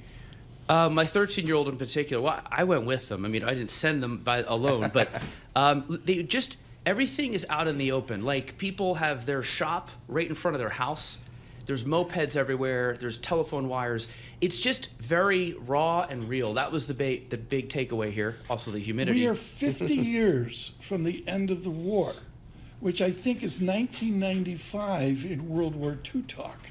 Do your kids have any perception of the war? I've been trying to tell them, and we went to the Coochie tunnels, and I was telling my 13-year-old, this is like the one war America lost. Yeah. We're like undefeated, but these tunnels are what beat us, and so that kind of turned them on. Yeah. It was a fascinating tour. Just killer that you and your wife did this. Just absolutely killer. Congratulations on that trip. I'm sure kids will remember it for their whole life. Eric Bilchunas on ETFs and travel on the Pacific Rim. The Dow up 180 points, NASDAQ up 1.4%. With our news in New York City, Michael Barr. Thank you very much, Tom, Paul, Lisa. Justin Trudeau will announce reportedly his resignation as leader of Canada's Liberal Party, triggering a contest to replace him as Prime Minister. According to the CBC, the announcement is expected around 10:45 a.m. in Ottawa. He has been under pressure from elected lawmakers in his party to quit for months. Snow is piling up in Washington, shutting down federal offices and schools as a winter storm that has snarled air and road traffic and knocked out power in 6 states makes its way east. Bloomberg meteorologist Rob Carolyn. It's a 6 to 10 inch snowstorm for some of the cities and towns around the Washington area. It's snowing pretty good right now, right along the I-95 corridor from north of Richmond, almost into the Philadelphia area. But then as you go further north, the precipitation really drops off, just some flurries and snow showers for the tri-state area, and mostly cloudy skies in Boston today. Bloomberg meteorologist Rob Carolyn. More than 1,300 flights have been canceled because of the storm, mostly in Washington and Baltimore. As Congress prepares to certify Donald Trump's win in November, the president-elect is widely expected to grant clemency to many of his supporters who rioted at the Capitol 4 years ago today. We get more from Bloomberg senior writer Stephanie Baker. This issue of, his potential pardoning of the January 6 attackers is a deeply unpopular move. So I think it remains to be seen how that plays out. I think he'll likely ride that out without too much opposition. It's extraordinary how he's changed the narrative about what happened on January 6 from, a violent attack on the Capitol where people died, and he's now calling it a day of love. And I think it shows his use of disinformation and his ability to manipulate the narrative is just extraordinary. Bloomberg's Stephanie Baker. Global news 24 hours a day and whenever you want it. With Bloomberg News Now, I'm Michael Barr, and this is Bloomberg. Tom, Paul, Lisa. Michael Barr, thanks so much. Michael's doing, he's rocking the news and all that. And I saw you looking up the triple leveraged uranium ETF. Exactly. I didn't even think that. I guess what we should think about ETFs, if you think there should be an ETF for this, there is one. That's kind of what I'm coming to learn with Eric Bilchunas. Hey, do you guys have an ETF for this? Yeah, sure. I don't understand how the Wall Street goes from 250 basis points, 2.5%, yep. But we'll do it for 1.25%, but we'll do it for 75 basis points. Yeah, asset management business, Tom. I agree. We grew up with Boston being the center of the world with all the mutual funds. I don't know where that business goes. Eric says they're being saved by the rising market. I just find it fascinating. What's fascinating is the NASDAQ up 1.4%, Dow up 192 points on a Monday, the first full week of 2025. This is Bloomberg's surveillance.